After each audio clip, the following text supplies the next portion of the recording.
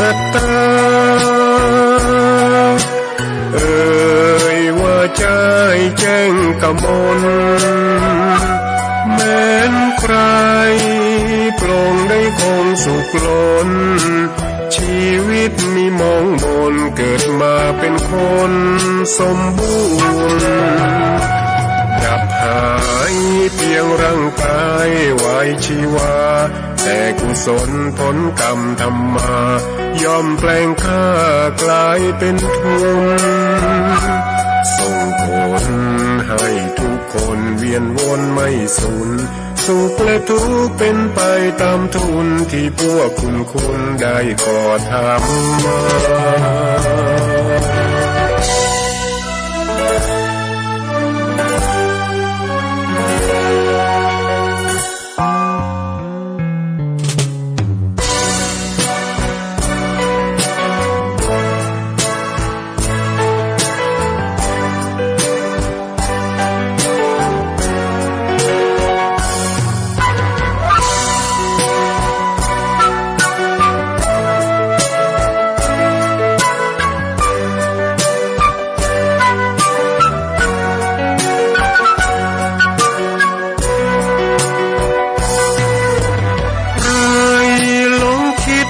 ปิดอัตตาเอ่ยว่าใจแจ้งกมลแม้นใครปลงได้คงสุขล้นชีวิตมีมองมนเกิดมาเป็นคนสมบูรณ์ดับหายเพียงร่างกายไว้ชีวาแต่กุศลผลกรรมทำมาย่อมแปลงค่ากลายเป็นทุนส่งผลให้ทุกคนเวียนวนไม่สูญสุขและทุกข์เป็นไปตามทุนที่พวกคุณได้ก่อทำมา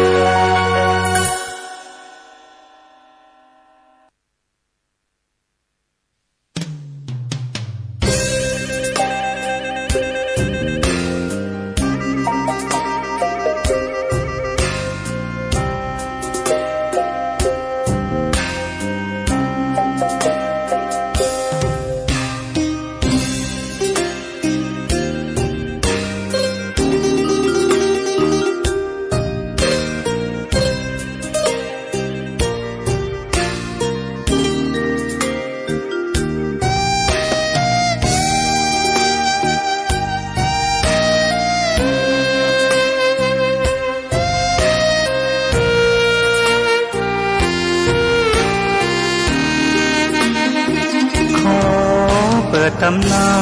น 1,300 กว่าปีแม่จามที่สร้างพระเจดีย์ที่วัดดอยน้อยพร้อมเจดีย์โค้งอีกองค์เคียงคู่อยู่ดอยสลับก้อนหินใหญ่น้อ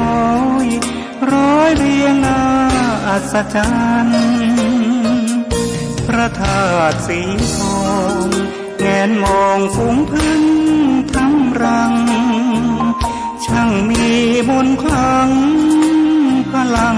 ศักดิ์สิทธิ์บนนั้นกล่าวคำไหว้สา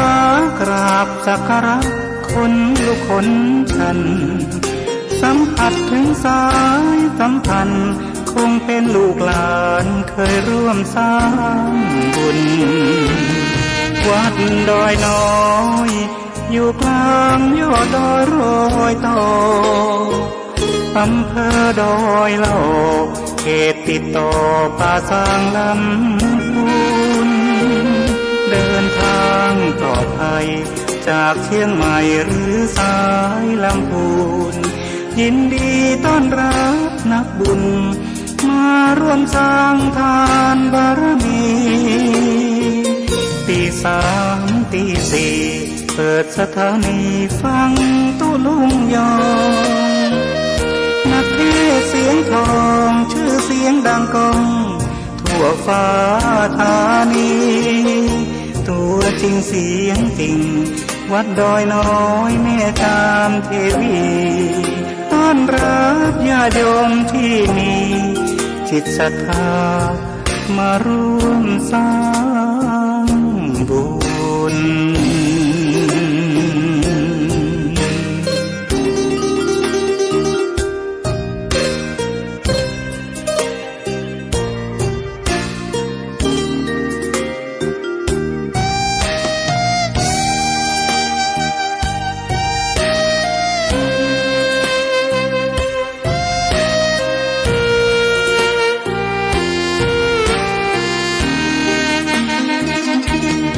วัดดอยน้อ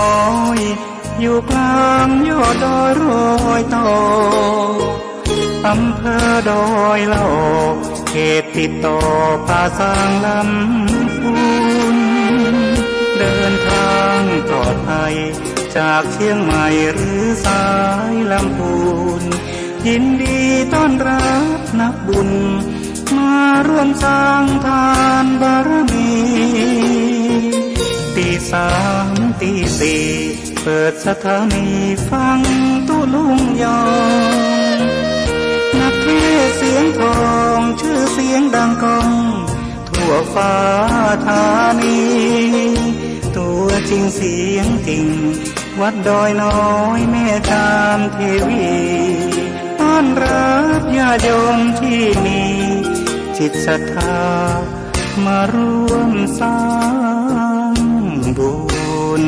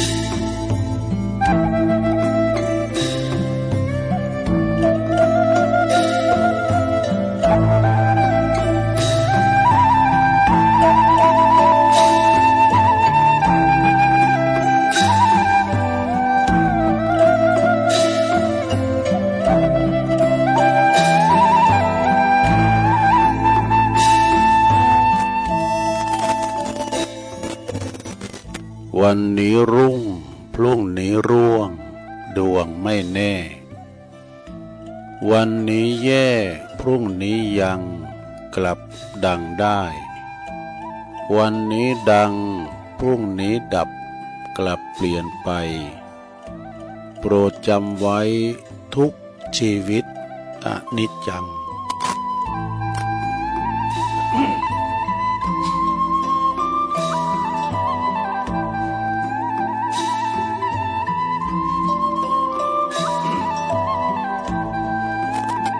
ตื่นเจ้าขึ้นมาก็ยิ้มแย้มแจ่มใสทุกโศกโลกภัยหายไปหมดสิ้นก็ขอความนอบน้อมแด่พระรัตนตรัยอันมีพระพุทธ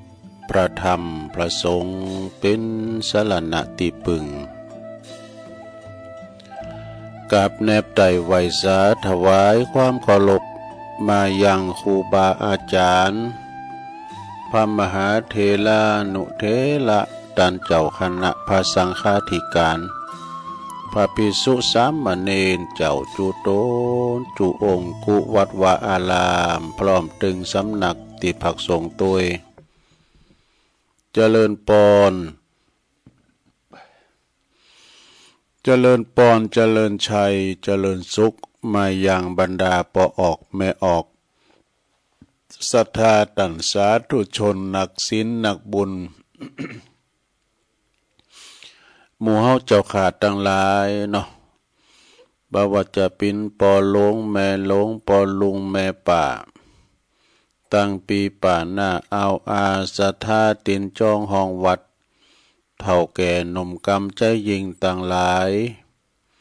แตกตื่นมื่นตาตื่นจืนขึ้นมาก็มางุมสวามหาโทรศัพท์เฮิงหับวิทยุก็ดี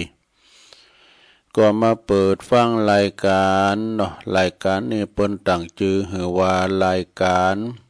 สเปเหระปะกินกะขอนลุงไก่แจ้ง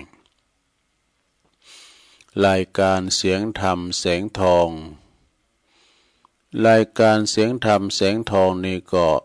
รับผิดชอบบริหารเวลา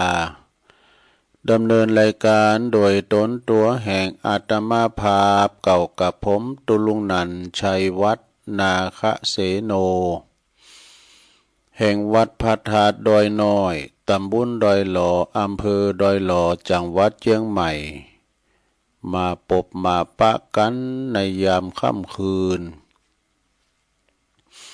ก็ก่อนที่จะมาปบมาปะนี่ก็พยายามค้นคว้าหานำเสนอเนาะข้อคิดต่างๆได้ทำกันบ้านเล็บนำเล็บทำไว้พองเสาะหาสิ่งที่จะมามาจาหือกับศรัทธาปอออกไม่ออกตั้งหลายแต่ได้กะเกมกันไว้เนาะศรัทธา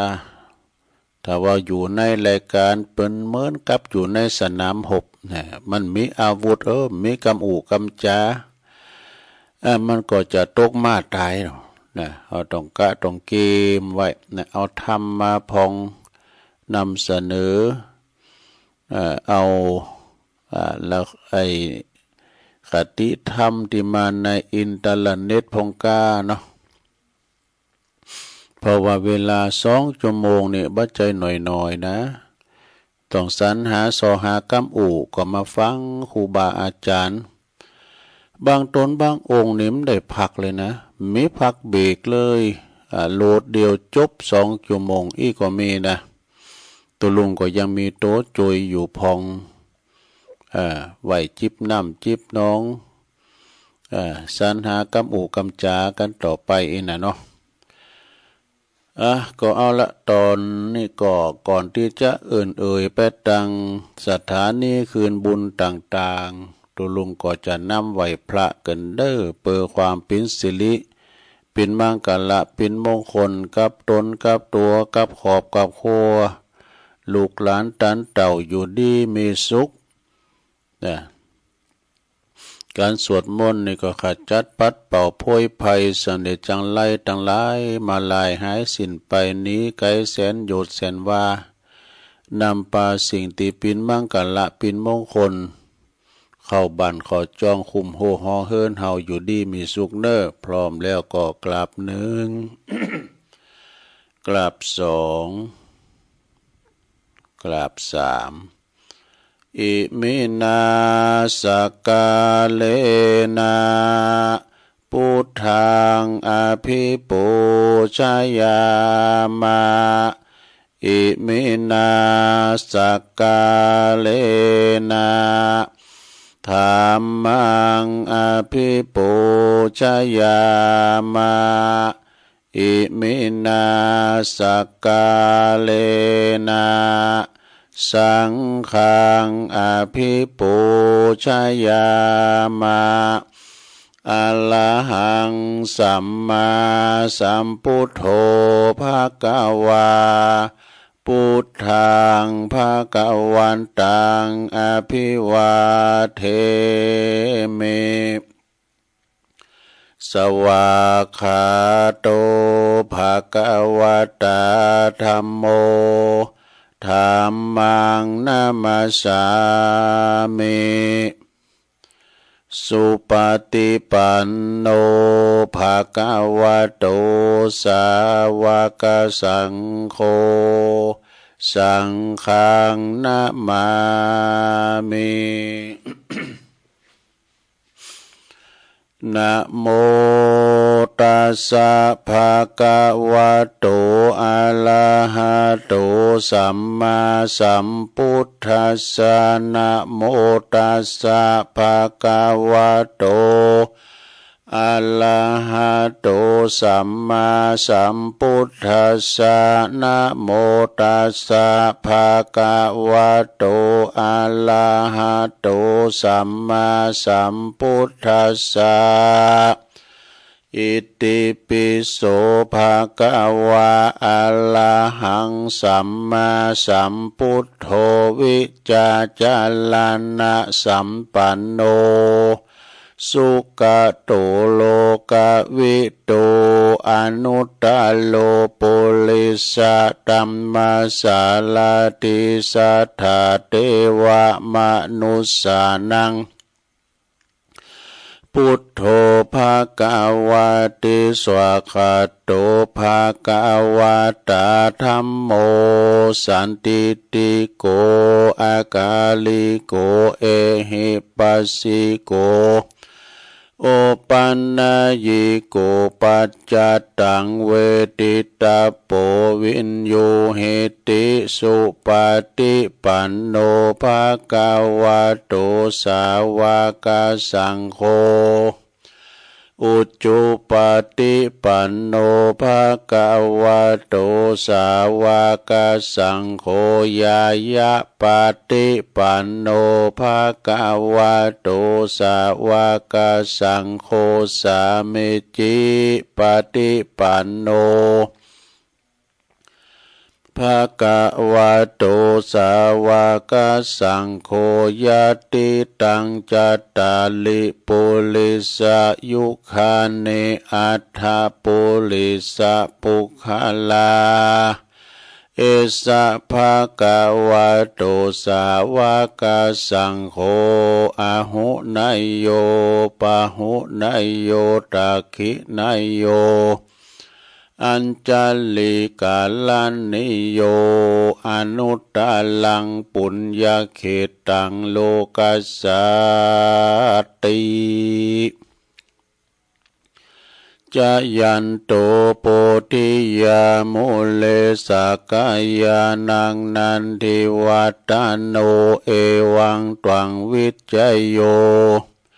โหหิจายาสุจายะมังกะเลอัปปาลาจิตตปันลังเกสีเสปัทวิปุคะเล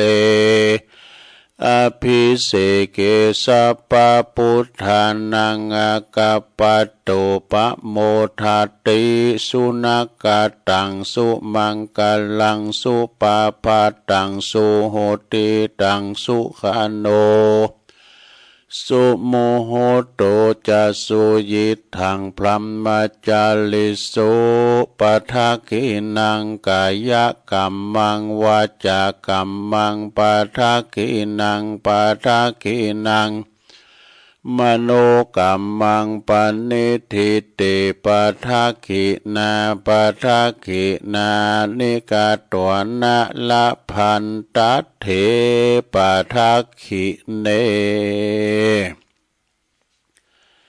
สัพพิติโยวิวัจจันตุสัพพะโลกวินาศตุมาเตภวัตวันตลายโยสุขีติกายุโกภวะอภิวา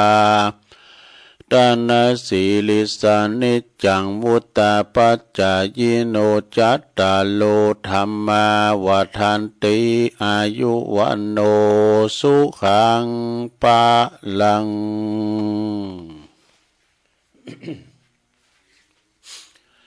เอาละน้อศรัทธาญาติโยมต่างหลายตุลุงก่อปิ่นเก้าปิ่นโหนำสวดมนต์ไปปิ่นตีเรียบร้อยก็ขอคุณพระติตาไหลรัตนะผ่านแผ่วตั้งพระเกี่ยวเจ้าตั้งสามประการเนาะจงดลบันดาลมาปกป้องคุ้มครองรักษาวัดวาอารามความเกี่ยวตั้งสามรักษาปกป้องดูแลยังครูบาอาจารย์พระสงฆ์องค์สามเณรเจ้าอยู่กับวัดกับว่าได้มาเผยแผ่สัจธรรมคำสอนสืบศาสนากันไปปิ้นโชงแล้วก็มาปิ้นเก้าปิ้นโหนำสูตรโยโกห้องนำศรัทธาญาติโยมให้ไหวพระหับศีลเนี่ยกะ มาปิ้นหนอเนอนาบุญศรัทธาได้สักการะปูชากับไหวเนอตั้งปอลงแม่ลงเขาก็ดีก็ขอให้มีสุขภาพสมบูรณ์แข็งแรงปิ้นล่มโพล่มใสของลูกของหลานแล้วก็ปิ้นตีปรึกษาลูกหลานตานเต่าตุลุงก็ขอปิ้นกำลังอกกำลังใจอีปออีแม่ที่เดินเหินไปไหนมาไหนบ้าใดนะก็เอาวิทยุเนี่ยเนอะปิ้นกูปิ้นกีมฟังกันไปหลายก็หลายตุนหลายองค์เนาะแล้วก็ตั้งปอบ้านแม่บ้านก็ดีจะเอารถออกคุ้มออกโหก็มีสติก่อนสตาร์ทรถมันหนักมันหลายเนาะก็ขอเดินทางเขี่ยวขาดปลอดภัยทั้งขาไปแล้วก็ทั้งขากลับเนอตอนนี้ไปตุลุงก็จะเไปตั้งสถานีวิทยุในเครือข่ายที่เปิดหับสัญญาณรายการธรรมะชงเวลาตั้งแต่ตี3 ถึง 5 โมงดังต่อไปนี้เนอ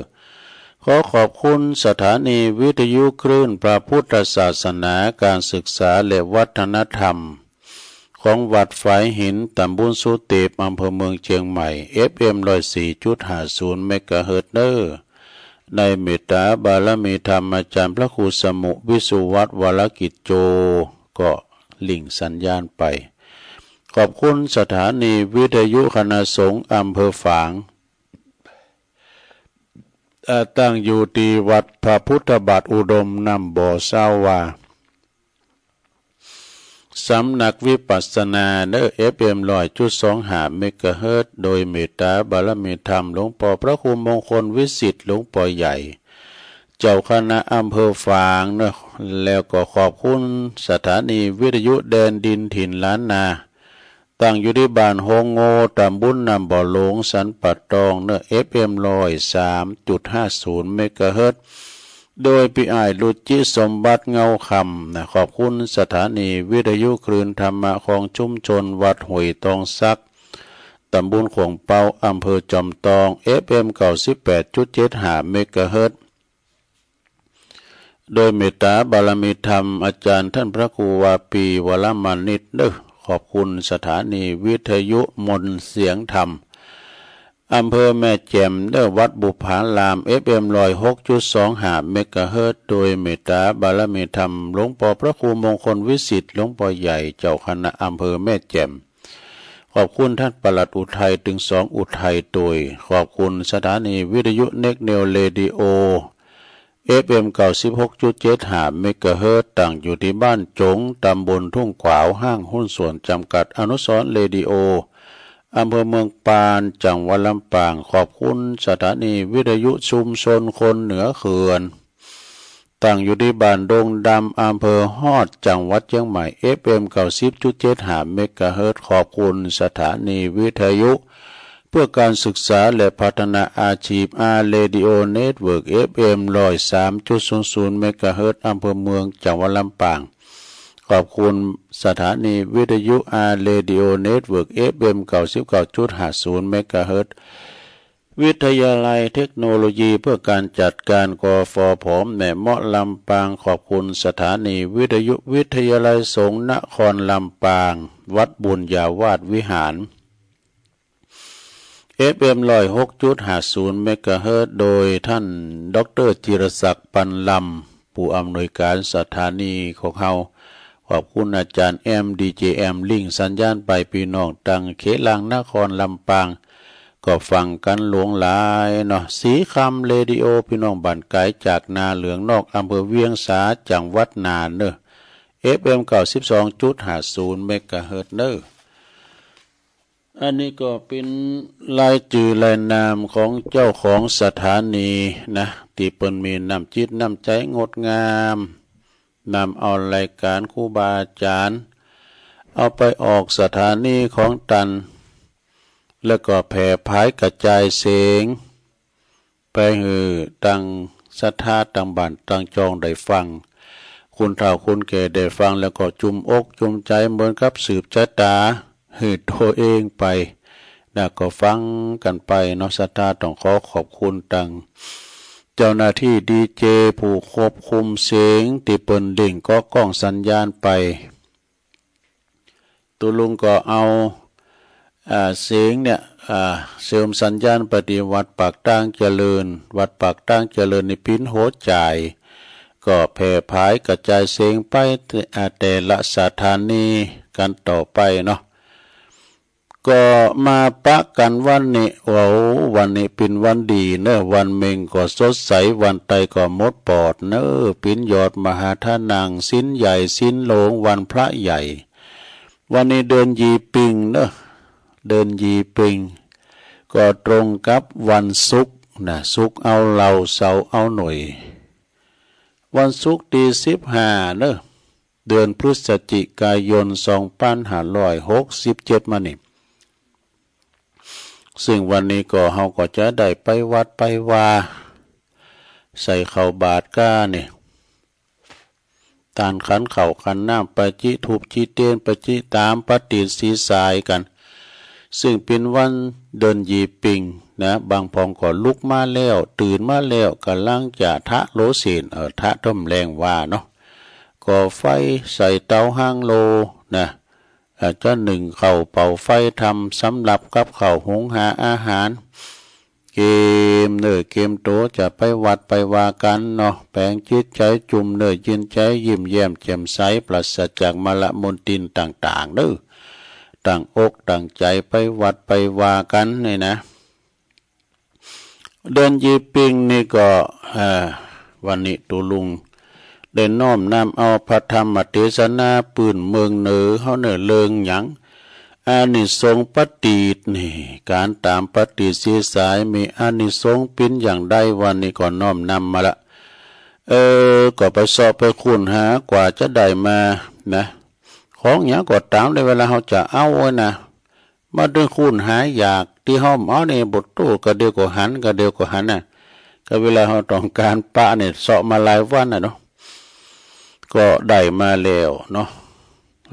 ได้มาแล้วก็จะได้เตถึงศรัทธาได้ฟังยาวพอเหมือนกันเนอะศรัทธาเนาะฟังเอาอานิสงส์ก่อนว่านี่ก็บางคุณพอทุงยามเหลือทำซองเนี่ยมันได้ประกาศถึงเปิ้นอภิญเจ้าพาไปเนาะ แม่ประภัยยอดคำลืออยู่บ้านใดฮะยอดคำลือนี่ได้ยินหลวงพ่อมานิดเปิ้นได้ว่าเป็นประจำในยอดคำลือนี่นะแม่ประภัยยอดคำลือพร้อมลูกหลานเนอะเปิ้นปิ้นเจ้าภาพกันเตดพร้อมกับสถานบุญหมดนะตึงหมดตึงเสียงเนาะ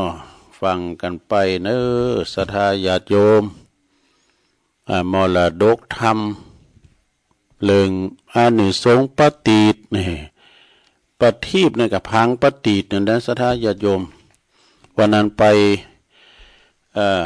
ที่วัดแม่ห้องไคร้ก็มีเปิ้นเอามาตานเอามาจิมาตามบุตรก็จะเอาไปยายเวถาดเนาะ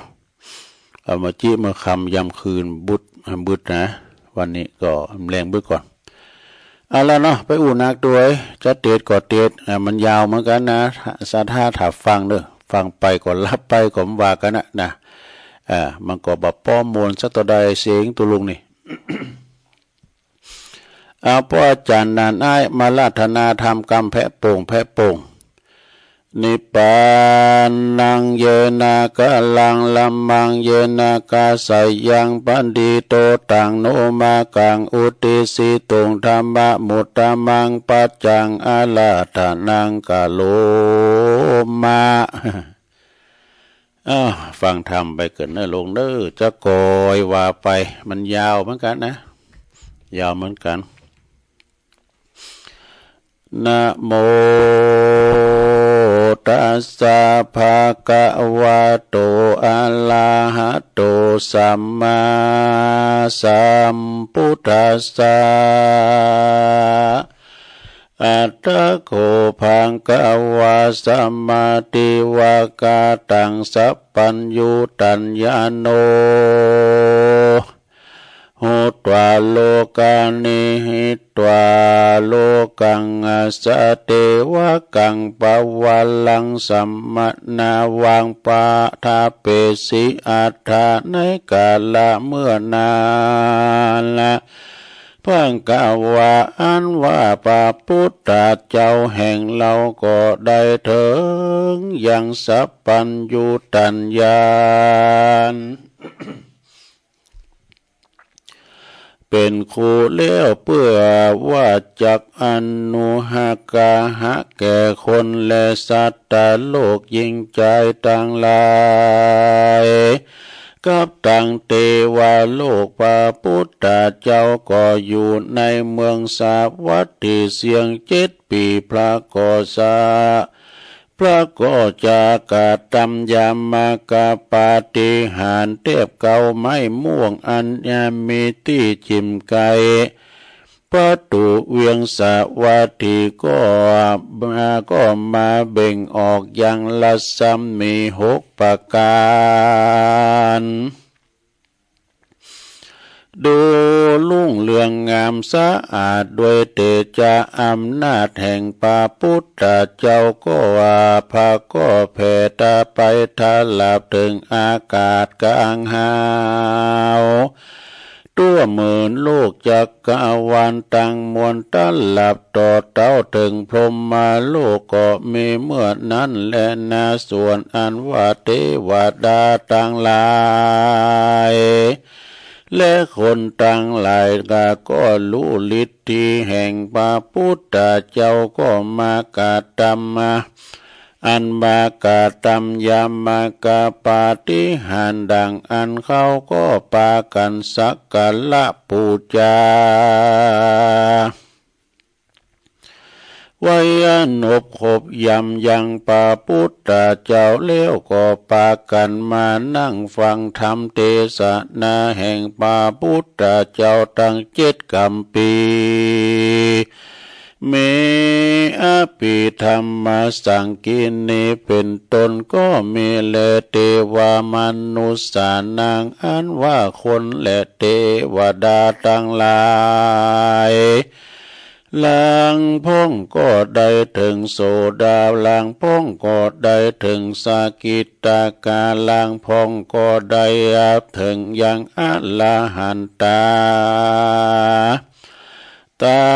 มบุญสมปานแห่งเขาก็มีในกาลนั้นแลภะคะวาอันว่าพระพุทธเจ้ากันว่าสำแดงยังยามากาปาฏิหาริย์แก่คนและเทวดาทั้งหลายแล้วก็เสด็จลีลาขึ้นไป3 บาทย่างตีนก็เสด็จไปถึงเมืองตาวัดติงสวรรคาเทวาโลกก็มีบัดเดียวนั้นแหละนะยามนั้นอันว่าฝูงหมู่เทวดาต่างมวลอันอยู่ในหมื่นโลกาธาตุอันอยู่ในหมื่นโลกาธาตุจักรวาลต่างมวลก็ปากันขึ้นมาไปประชุมจุ่มนุมพร้อมกันแล้วส่วนอันว่าพระพุทธเจ้าก็เสด็จไปนั่งอยู่แทบเก้าไม้ปาลิกาชัดตัด2 นานางสาลีมหามายาเทวีตนอันเป็นแม่แล้วก็พระพุทธเจ้าก็มานั่งอยู่เทศนาอย่างอภิธรรมสังคีนี7 กัมปีแก่เทวบุตรต่างเทวบุตรเทวดาต่างหลายอันมีเทวดาตนชื่อว่าสลีมหามายาเทวีเป็นเก้าเป็นประธานอันนับพามานว่าได้100,000 โกฏนก็มีหันแหละนาสัทธาอันว่าสัพพัญญูพระพุทธเจ้าได้สำแดงอภิธรรมมาตั้ง7 กัมปีแล้วก็ลุกจากที่นั้นแล้ว ก็สั่งอำลายังพระยาอินตาปาติทีลาตนเป็นใหญ่แก่เทวดาต่างหลายดังนี้อ่านว่าเราก็จักไปสู่ยังจุมปูไตลุ่มไตปุ้นก่อนและสาโก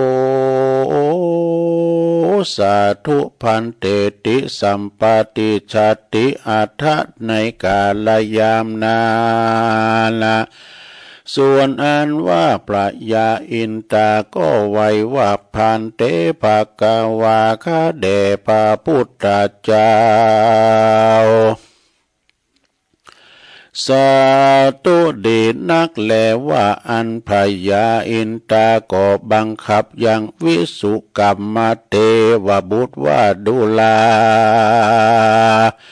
วิสุกรรมเทวบุตรวังอันว่าท่านเจ้าวาจุงท่านแหล่งกายเป็นบันไดคันไดแก่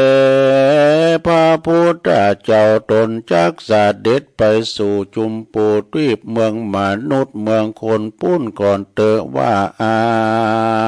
นะส่วนอันว่าวิสุกรรมเทวบุตรก็ทะแหลงกายคันใด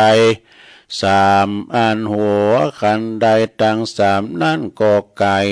ยังเข้าสิโนลุลาดแล้วก็ไปยังตีนคันใดลงไปสู่เมืองสังกัสสนากรก็มีวันนั่นแลนาอันว่าคันใดสามอันนั่นลิสานาโดยฝูงใดอันจะเอกังโสปานังคันใดอันหนึ่งแล้วโดยเกี่ยวเจ็ดจำพวกไว้ตำกลางอันละหนึ่งแล้วโดยคำเอาไว้ข้างกำสะกำขวาอันหนึ่งแล้วด้วยเงินไว้ข้างกำซ้ายแลสัทธาอันว่าสัพพัญญูเจ้าก็เสด็จลงมาจากดาวติงสา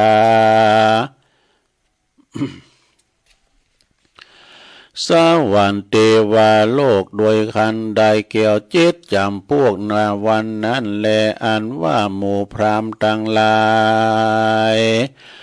ก็มากังอย่างชัดพลางพ้องก่อมาถือเอาจ้อเลตุงคำนำไปก่อนนาล้างพ้อง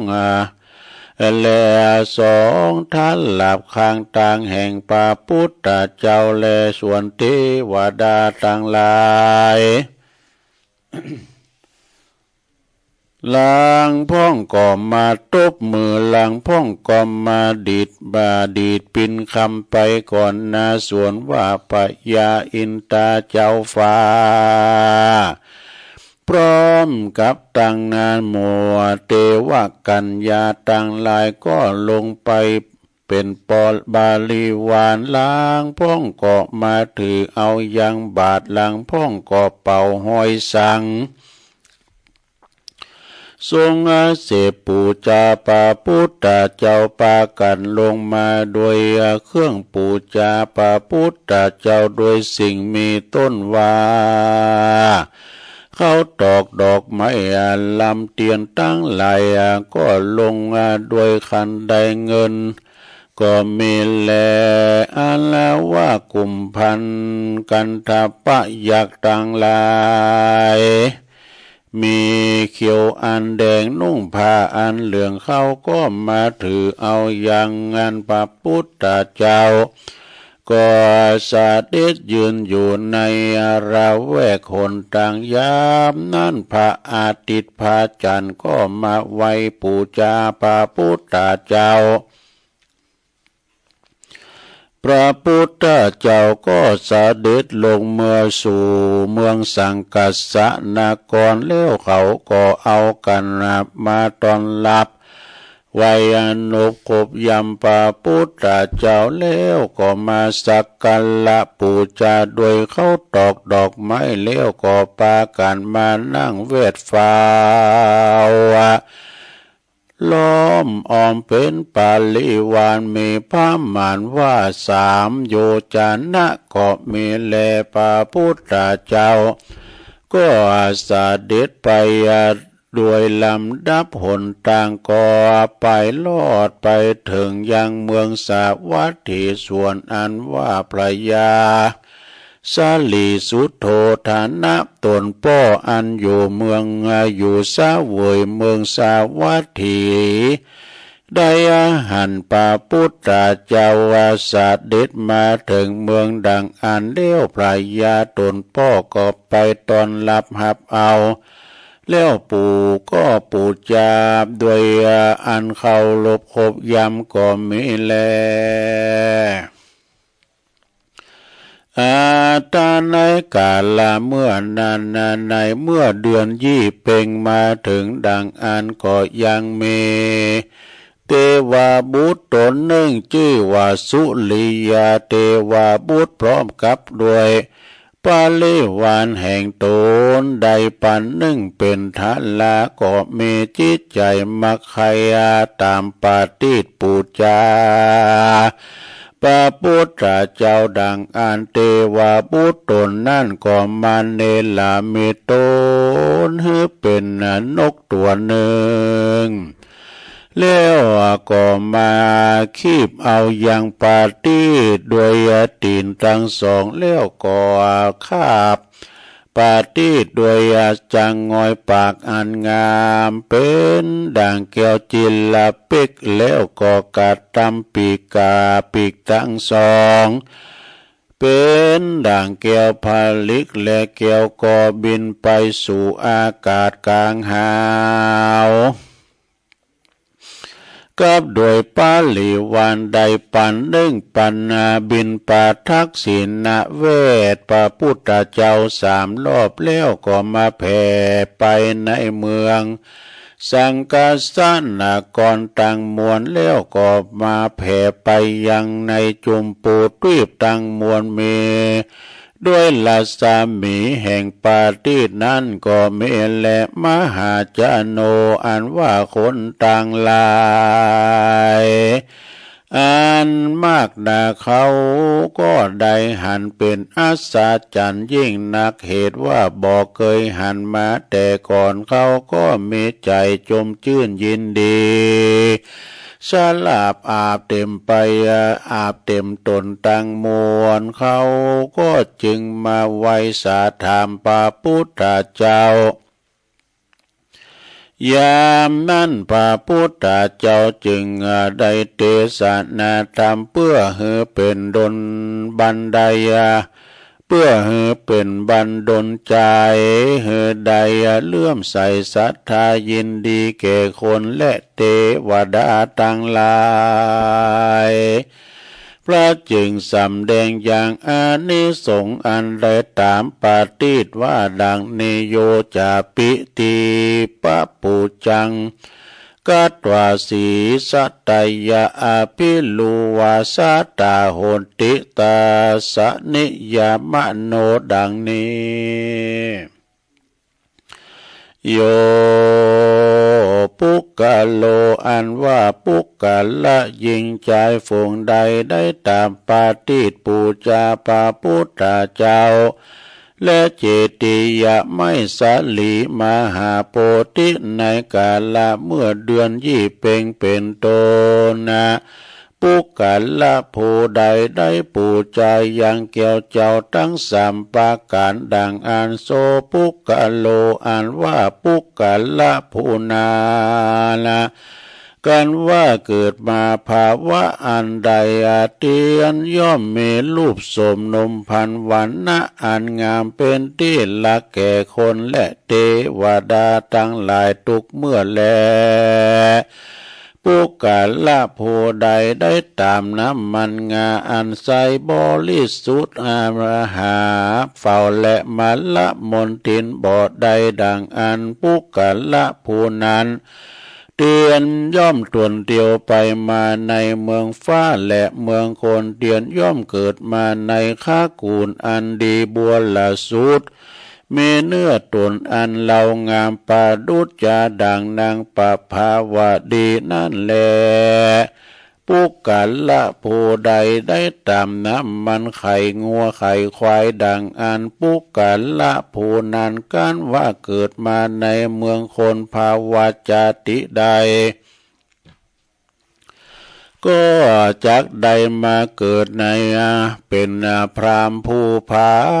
เสดแลผู้ใดได้ตามน้ำมันหมากเปล่าก็จักได้เกิดมาเป็นราศีต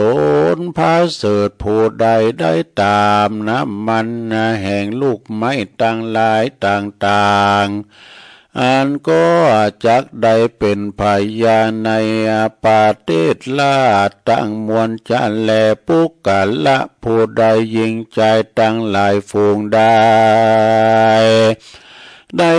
ตามปาติดปูจาพาเกี่ยวเจ้าตั้งสามปาการเมปาพุทธเจ้าเป็นตนเป็นประธานดังอาลาเตียนย่อมประกอบไปด้วยองค์กะเนื้อตนงามล้นพ้นจุปาการก่อประกอบไปด้วยกำลังเตจาอานุภาพมากนักก็มีแลโยปุกกะโลอันว่าปุกกะละฝูงใดได้เอาปาติดมาตั้งเลียงกันแล้วก็มาใส่น้ำมันตามปูจาดังอันยิงใจฝูงนั้นก็จักมีปาลีโปคาเข้าของสัมปติมากนักแลเกิดมาภาวะใดชาติใดเตียนย่อมจักมีภาจานาถ้วยคำอันนาใดปันใบอันนี้ก็ด้วยอานิสงส์อันใดเอาผางปาติดมาตั้งเลียงกันแล้วก็ใส่น้ำมันตามปูจาพระเกี่ยวเจ้าทั้งสามประการนั้นแลยิ่งใจฝูงได้ฟันสีสายเป็นตีนกาจิตามปูจาดังอันการว่าเกิดมาในภาวะจาติใดก็จักเตียนย่อมมาจักมีขาคนจ้างมา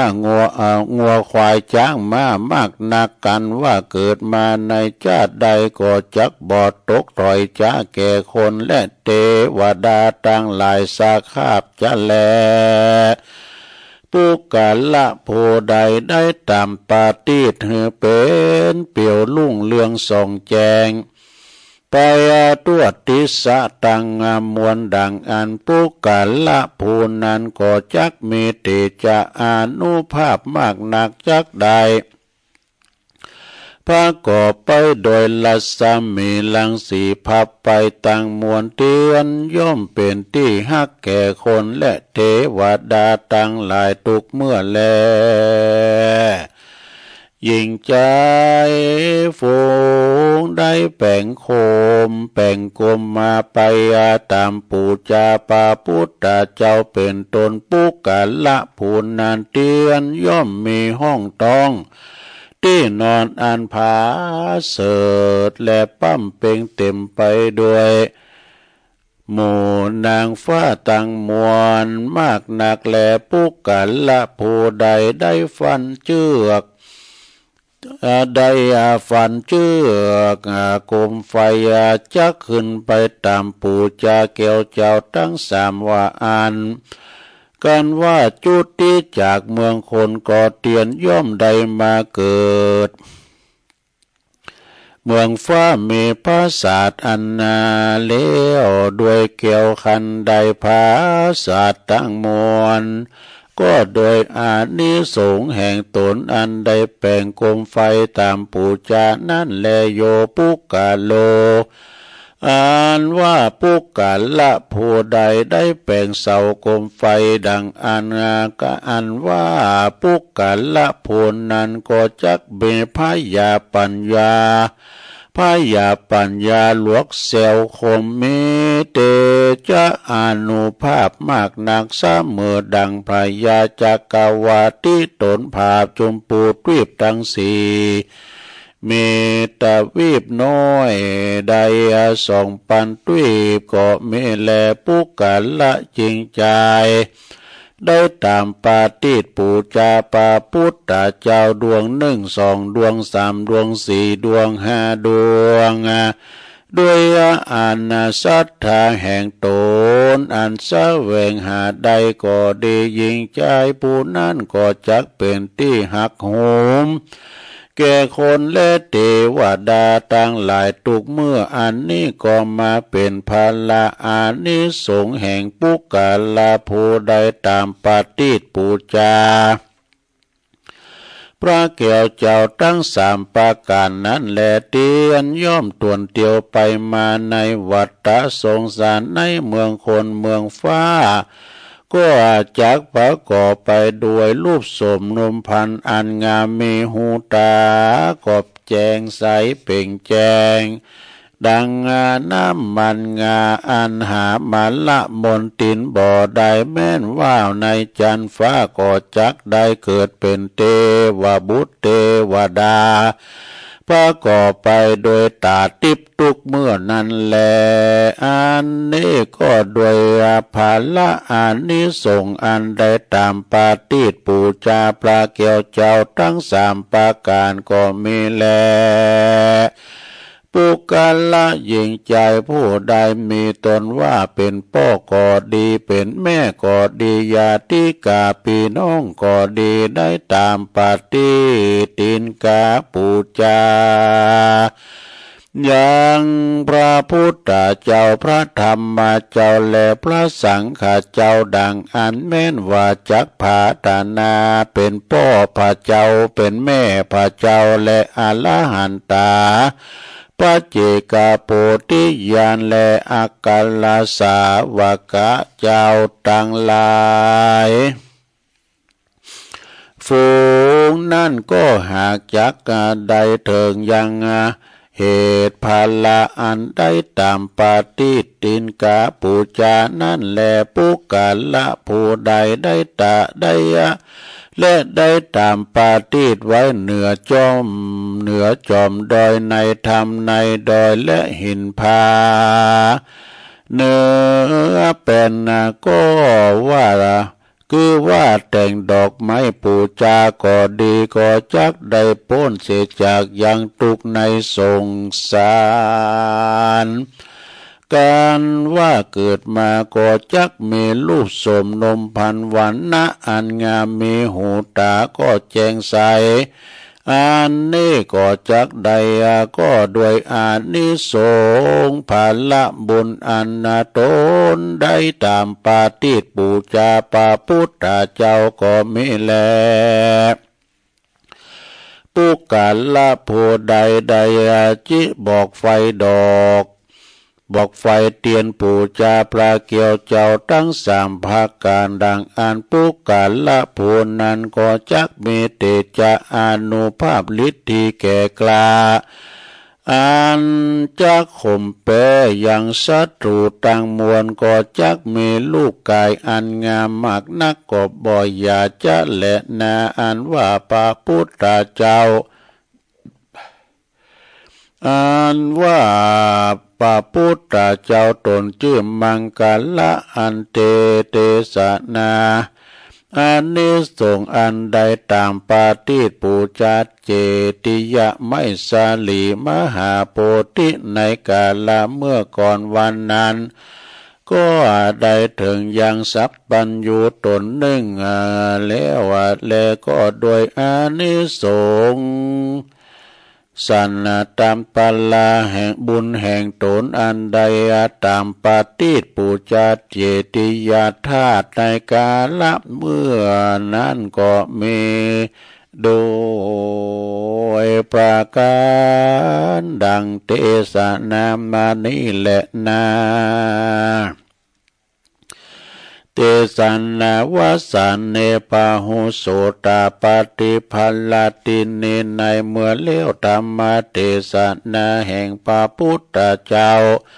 อันนั้นนี่ส่วนอันว่าปัญนาสัตต่างหลายมากนักหลังพ้องก็ได้ถึงโสตาปฏิภาลาตามบุญสมปานแห่งตนอันได้กาตาติการมาแต่ก่อนวันนั้นก็มีแลนาปฏิปุณีอานิสังโสนิติโตกิยาอันเตสนายังทำอานิสงส์อันได้ตามปฏิปูจาก็บังกรมสมเรสดิดเลี้ยวเท่านี้ก่อนแล้วสาธุสาธุสาธุโอ้คุกคักไปหน่อยนะหลวงเนาะเสียงก็ลงไปติ๊กๆเฮ้ยแต่ต่างเสียงสูงก็เดี๋ยวมาดึงลดมาเนี่ยเสียงมันก็ดึงลงศรัทธานะทำปฏิสีสายนี่โอ้อันนี้สงหลายอย่างนะหลวงเนาะพารณาถึงเฮาตามน้ำมันงาก็ดีน้ำมันหมากเป้าก็ดีเอาตามปินปุตตาปูจาเดินยีปิงหรือว่าเฮาเอาโคมแขวนนะมีหมดเอาคมแขวนก้ามจังก้านี่ไปชุดปุถุมปูจาก็มีอานิสงส์เนอไผมีปฏิสีสายนะปฏิหรือว่าผางปฏินี่นะเอาปฏิไปตามแต่ว่าวันซื่อนะก็ตุลุงแดงท่านพระครูชลทานพิทักษ์เปิ้นแปลงสังนี่เอาปฏินี่นะปลดโตดตุนใน150เอามาแปลงสังนะยอดเขาปักให้ก็เป็นสังเป็นกลวยดูนะพร้อมกับศรัทธาทั้งหลายท่านในเปิ้นตานปฏิก็มีแม่แสงจันทร์สมรูปเขานี่แถมเปิ้นก็ตานปฏิหรือว่าผางปฏินี่นะก็มาตามพุทธเป็นพุทธปูจาแต่บุตรก็ตุลุงก็จัดเตอันนี้เตสังวัจนังสุตราของอาจารย์ตุลุงแดงเอาไปยายละเฟถาดเอาไปจี้ตอนคำบุตรเนาะเอาปอนนี่ก่อนเอาปอนนี่ก่อนโครเตธรรมมันก็ยาวนำลายปอจางเดี๋ยวจะผักอย่างสกรรมเนาะแม่ประภัยยอดคำลือมันข้างในถุงยามไปคุ้นพอไม่หนีน้ำซองมันได้ประกาศนะก็พิจเจ้าภาพเก่าเนาะกับหมู่เฮาเจ้าขาดตันหลายก็เอาปอนสัพปิติโยวิวาจันตุสัพพะโลโกวินาสตุมาเตภวัตวันตะลายโยสุขีติคายุโกภวะอาภิวาตานาสีลิสันนิจังวุตตาปัจจายโนจัตตาโลธรรมาวัตันติอายุวันโนสุขังปะลังเอาแล้วฝ่าธรรมเอาปอนจบลงไปศรัทธาญาติโยมวันนี้ก็เป็นวันเดือนยีปิงเนาะทรงเจ้าก็ไปวัดไปว่ากันคำมาจะมาเวนเตนจะไปทำบุญจะไปจิบอกไฟเป็นปุตตาปูจาบอกไฟเตนก็ดีบอกไฟดอกก็ดีมีอานิสงส์อย่างในทำบุญวานนะสดาจีแล้วจะไปประมาทได้ไปอยู่ไกลเนอะมันมีอานิสงส์ทางนั้นเป็นลอยกระทงกันนี่นะกระทงก็มีอานิสงส์นะอย่างลอยกระทงก่อนเนี่ยอย่างตุลุงว่าลอยกระทงบกก็มีนะเตียนปูนบ้านน้องเจดีก่อนนะน้องเจดีเนี่ยเป็นจัดงานตุลุงว่าเราเป็นไปใหญ่พ่อนะไปแอวอยู่นะต้นหนาวเหรอเดินยิ้มก่อนนี่หนาวนะโอ้แต่ก่อนนี่ท่านสาธิตหรือว่าท่านเจ้าคุณสาธิตเนี่ยนะอาจารย์สีโนเนี่ยโอ้เป็นมีคุณูปการแก่พระศาสนาแต่แปลงห้องยาแล้วก็แปลงห้องเฮนเนี่ยดีน้องเจดีฮะนะเดี๋ยวนี้ก็เฮนก็ยากก็เจ็บปินยินอุ่นก็ไปดีห้องยาน้องเจดีเดี๋ยวนี้เป็นว่าโรงพยาบาลป่าซางก็ใหญ่เนอะเพิ่นแปลงติ๊กๆแต่ก่อนนี่เพิ่นจะปากดดาราเพิ่นแปลงกระทงบกเข้าปรากฏกันนะจนว่ามีเพลงหนึ่งนะ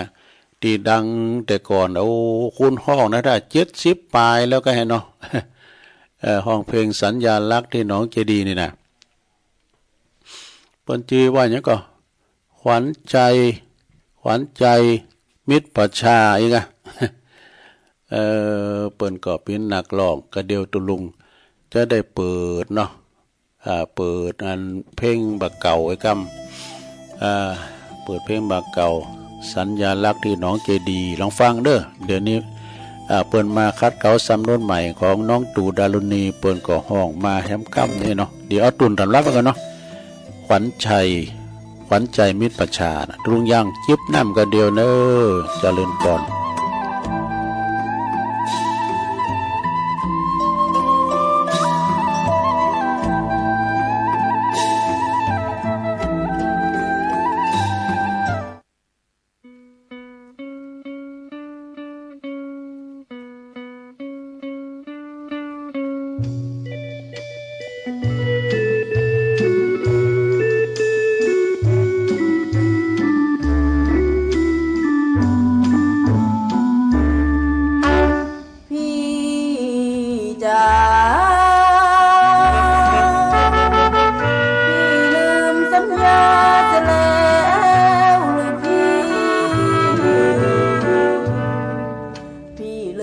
ความรักความหลัง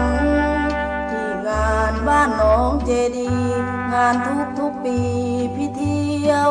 กับใครพี่จ๋าพี่เคยสัญญาน้องยังจำได้พี่บอกว่าพี่รักน้องหมายปองรักน้องจริงใจแล้วชวนน้องไปงานลอยกระทงพี่จ๋าทุกวันเวลาน้องทนมนมองนี่หรือความรักกันหวังเป็นผู้ครองรักกันแล้วยายจึงต้องน้ำตาน้องที่น้องเจพี่จ๋าได้ยินเสียงเพลงคิดถึงพี่ปีก่อนพี่เที่ยวกับน้องที่งานบ้านน้องเจดีแต่มาปีนี้พี่ลืมขวัญใจ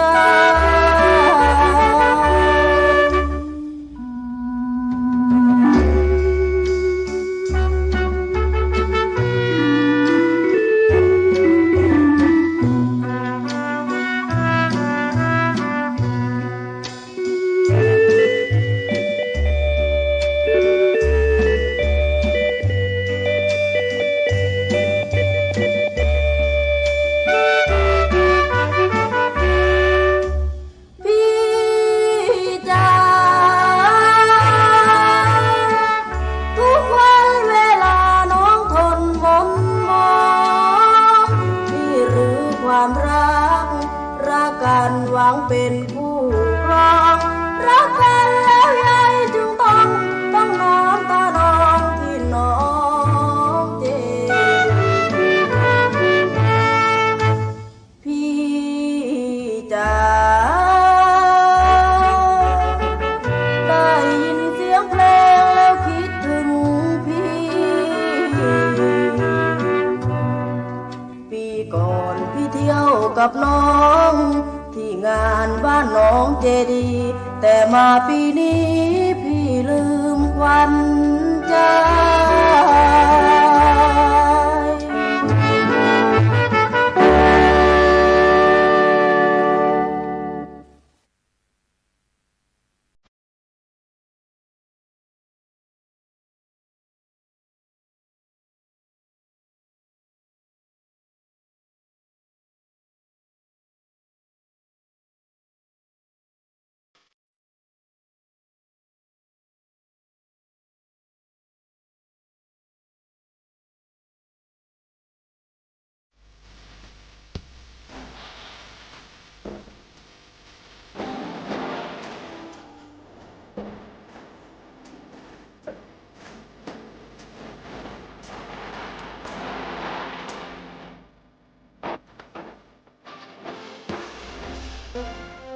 and dancing จองบ้องใจงานจองแสงทองไปงานตาไอ้ไอ้เล็กแดงตาหลังน้องปักใส่ในกันปัดสิบร้อนหาได้ตา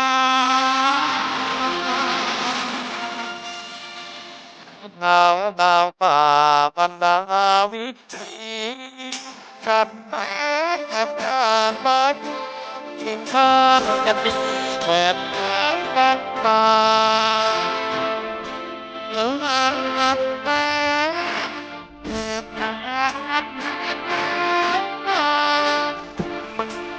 นหายมันลาตับตาตาทุกอย่างไกลไกลเทพบอลกับดาวไว้กับกันมาได้พระพระตาบอกพระพุทธมาแสงบอกตาดาวตาตายตายตั้งดาวเพื่อนพระเจ้าเอาเสียมชนายปัสเปิดมาทับไปป่าตักตะลุกันเดินมาดาบุตัดเลยตัดรอหับได้ใจแดนทุกมากันมาทำกันได้ตาม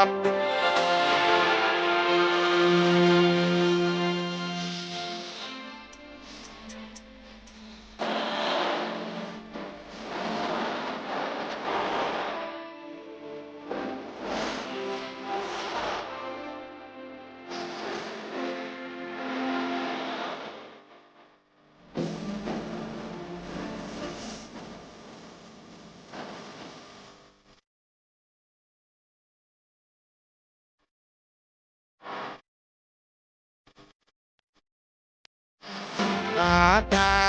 รย์อาจารย์ลายลายแรงรักดาวายกับเงินมาใจลายรักลายรักรักทุกทางตาแสงบังตาตาหาทางใจตัดดาว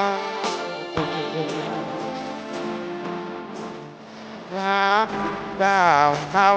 คำชนาย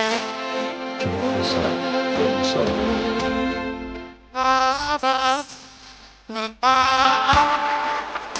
ได้ป่า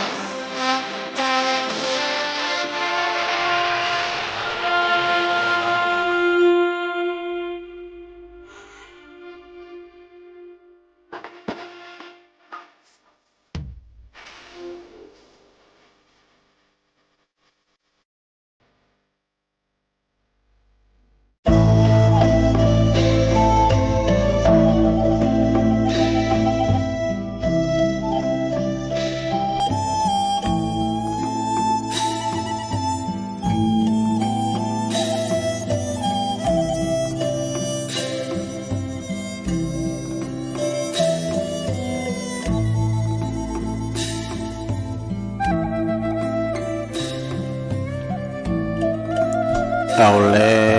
วศรัทธาญาติโยมทั้งหลาย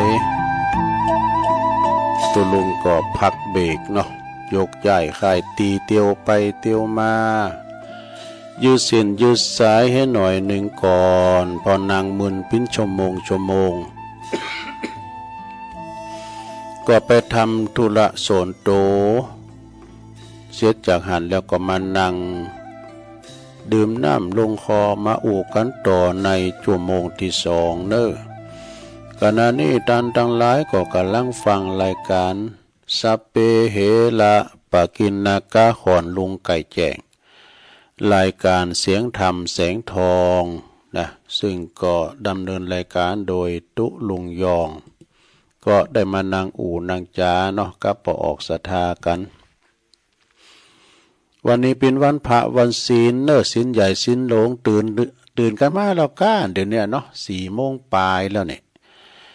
ลุกมาหนึ่งเข่าเป่าไฟทำสำหรับอาหารสำหรับกับเข่ากาเกมที่จะไปวัดไปว่าแปลงจิตใจแจ่มชื่นเบิกบ้านยิ้มแย้มแจ่มใสปิยาวาจาอุโมนจ้าหวานกันเนอะ ซึ่งก็วันนี้ก็บางวัดมีกิจกรรมวันคำเนาะตั้งวัดตั้งว่ากันอีนะเมื่อก่อนนี้มีผ่าปากอาทินมีกฐินนี่นะศรัทธาญาติโยมทั้งหลายก็เป็นว่าละโอกาสวันสุดท้ายของต้านกฐินตอดกฐินว่าเนี่ยนะก็เดี๋ยวก็จะมาประกาศข่าวสารงานบุญสักหน่อยตักกันตั้งลายแล้วก็มาเปิดสายหน้าใหม่ศรัทธาได้อู่ได้จากันนี่นะ ฉะนั้นก็วันพุธนี้ก็ยังมาอยู่เนาะวันเสาร์ก็มีกิจกรรมยกวัดมาบ้านไหวพระรับศีลโยงเข้าบาตรเนี่ยกันวันพุธนี้ก็เป็นวันเสาร์นะตอนนี้ไปตุลุงก็จะน้อมนำเอาคติธรรมนะ คติธรรม เป็นว่าโลกิยทรัพย์กับอริยทรัพย์เนี่ยมันแตกต่างกันอย่างใดเนี่ยลองฟังก่อนเด้อศรัทธาเด้อนี่เพิ่นก็บอกว่าโลกิยทรัพย์และอริยทรัพย์ต่างกันอย่างใดนี่ลองฟังก่อนเนาะศรัทธาโลกิยทรัพย์นั้นนี่ปัจจัยของถาวรคือโลกียทรัพย์นี่นะบัถาวรเพราะมันถูกไฟเผาอยู่ทุกวันทุกขณะทุกเวลานะมีแต่จะสิ้นหมดไปสิ้นไปหมดไปมีคนที่มามีทรัพย์สินหนักก็ถูกเผาหนักคนที่มีทรัพย์สินหน่อยก็ถูกเผาหน่อยว่าเป็นว่านะเป็นก็ปรุงว่างพองอัตภาพร่างกายของคุณเฮานี่ยอมมีไฟเผาอยู่ทุกขณะคือจาดจลาพยาธิมรณะเหมือนไฟดูไฟ4 กองน่ะนี่น่ะถึงวันนี้เขาก็โดนไฟใหม่เมื่อนะลงตัวลงอู่นี่ก็ไฟก่อนลังใหม่มาผับไม่ลงฟังพอลงฟังอย่างก็ไฟใหม่ผับเมื่อกันนะเฮาหัวคิงได้ลูกไฟติวานี่ก็คือไฟเปธินะไฟจลานี่กันนะมันใหม่เข้ามาถึงวันนะไฟ4 กองเนี่ยนะมันเผาเฮาอย่างพินาศทีเดียวเกิดดูแต่ตั้งแต่เขาเกิดมาเนี่ยก็เริ่มเสียทรัพย์แล้วนะเกิดมาครั้งแรกก็เริ่มเสียทรัพย์แล้วขั้นว่าเขาโตมาใหญ่มาเติบโตมาก็ปอนความแก่เข้ามาถึงก็ต้องปิ้นตุกเดือดร้อนเสียทรัพย์แถมแล้วนี่พอความเจ็บไข้ใดพยาธิมาถึงก็ยิงปิ้นตุกนักขึ้นมาแล้วก็เสียทรัพย์แถมแล้วนะเขาหาหมอพอถึงความตายเข้ามาก็เสียทรัพย์แถมแล้วนี่เมื่อชาติหรือว่าจลาพยาธิมรณะมันเผาเฮาอยู่ทุกขณะใดเฮาก็ยอมเผาไปจนทรัพย์สมบัติของเฮาเนี่ยทุกอย่างทุกครั้งนะฉะนั้นจึงควรที่จะพึงฝังทรัพย์เนี่ยฝังทรัพย์ของเฮาไว้เป็นอริยทรัพย์เสเพื่อความปลอดภัยนะเอาไปฝังไว้เพื่อความปลอดภัยเหมือนกับเฮาเอาไปฝากไว้กับธนาคารเนี่ยเนาะธนาคารบุญก็คือธนาคารโลกหน้าเด้อนะทรัพย์สินนั้นก็จะเหมือนสมบัติของเฮาโดยแท้จริงบ่สูญหายไปไหนนะเหมือนเฮาเอาฝากธนาคารไว้มันง่ายซะได้อย่างเฮามีเงินถึงมีคำไว้นะเอาไปฝากธนาคารไว้ดีแล้วเปิ้นยืมเหมือนเด้อเปิ้ เป็นยืมเนี่ยพุกนะดาวเนี่ยก็มาว่าในกำก่อนนี่บ่ได้คืนวันตันใดเน้อเนี่ยคืนตันวันใดเน้อตุยืมนะขอนะยืมโดนยืมไฟนะไอ้น่ะเวลาเขาจำปีนมานานยาจะดังได้ยืมไปไหนเอาทำพุกเดี๋ยวเอามาจากโอ้มีตัวนี้ ไปเอาอย่างกับมันก็ตึ้งตั้งหือนะก็เอาไว้ให้กันแน่ก็เวลาเอาไปฝากมันสบายหลงวันนี้อย่าทอนมันจะปัญหาเนาะเขียนไปเล็บแก็บกำเดียวเปิ้นนับแล้วเอาไปแล้วปันหาได้2 ใบหรือยังได้2 ใบตัวก็ใบปันใบหาใบนะฉะนั้นจึงควรที่จะฝังศัพท์ของเขาเนี่ยคือว่าฝังไว้ดินก็คือทำบุญนั่นแหละนะมันจะสูญเสียหายไปการฝังศัพท์นั้นก็คือการได้แก่การทำบุญกุศลการบริจาคทานวัตถุสิ่งของปูชาพระพุทธพระธรรมพระสงฆ์อย่างนี้เป็นต้นอันนี้ก็คือการฝากทรัพย์สินไว้ธนาคารโลกหน้ากับพระศาสนาของเราเป็นการต่อไปนะเอาละตอนนี้มันว่าอย่างหนักซะนะอันนี้มันปล่อยยาวเนอะ อันนี้มันปล่อยยาวสักต่อใดเอามานำเสนอเป็นตัวโจยนิดหน่อย เอามาขันรายการเนาะตอนนี้ไปก็เอาอันนี้มาว่าให้นำเสนอกำบักเก่าว่าไว้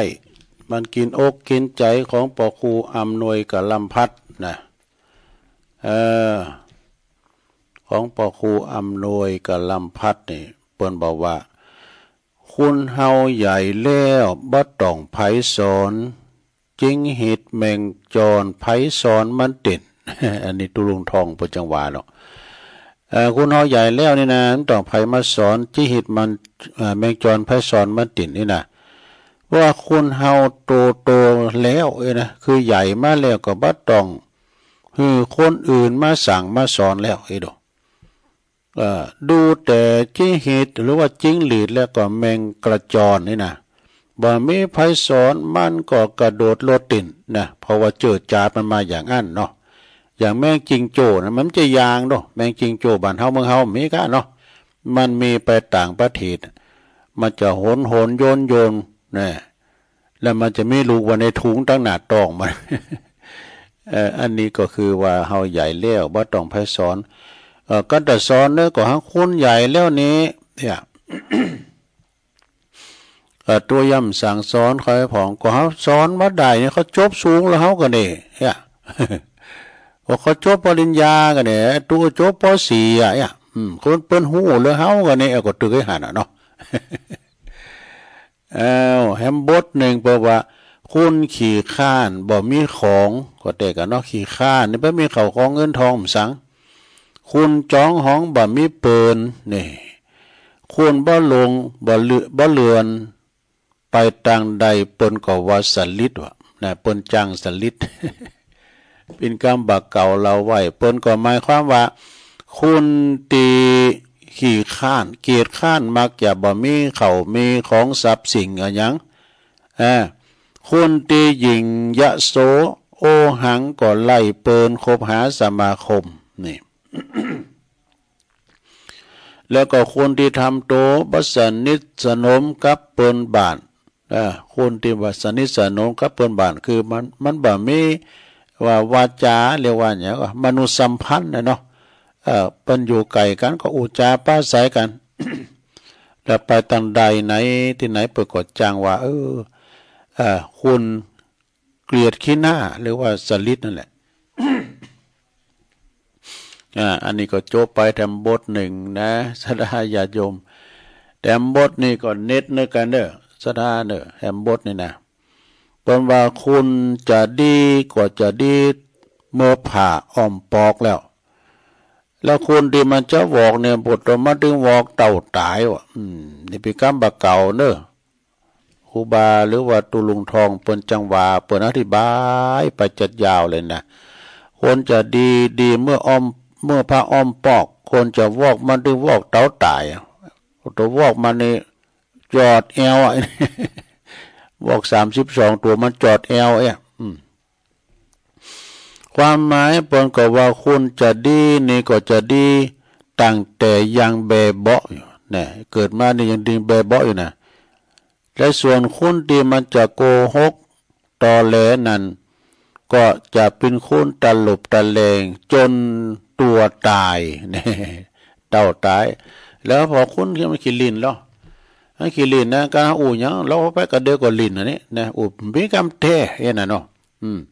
แล้วคุณที่มันจะแควะเปิดนะเปิดอู่ไปจะดีโอ้มาแควะเปิดเลยนะ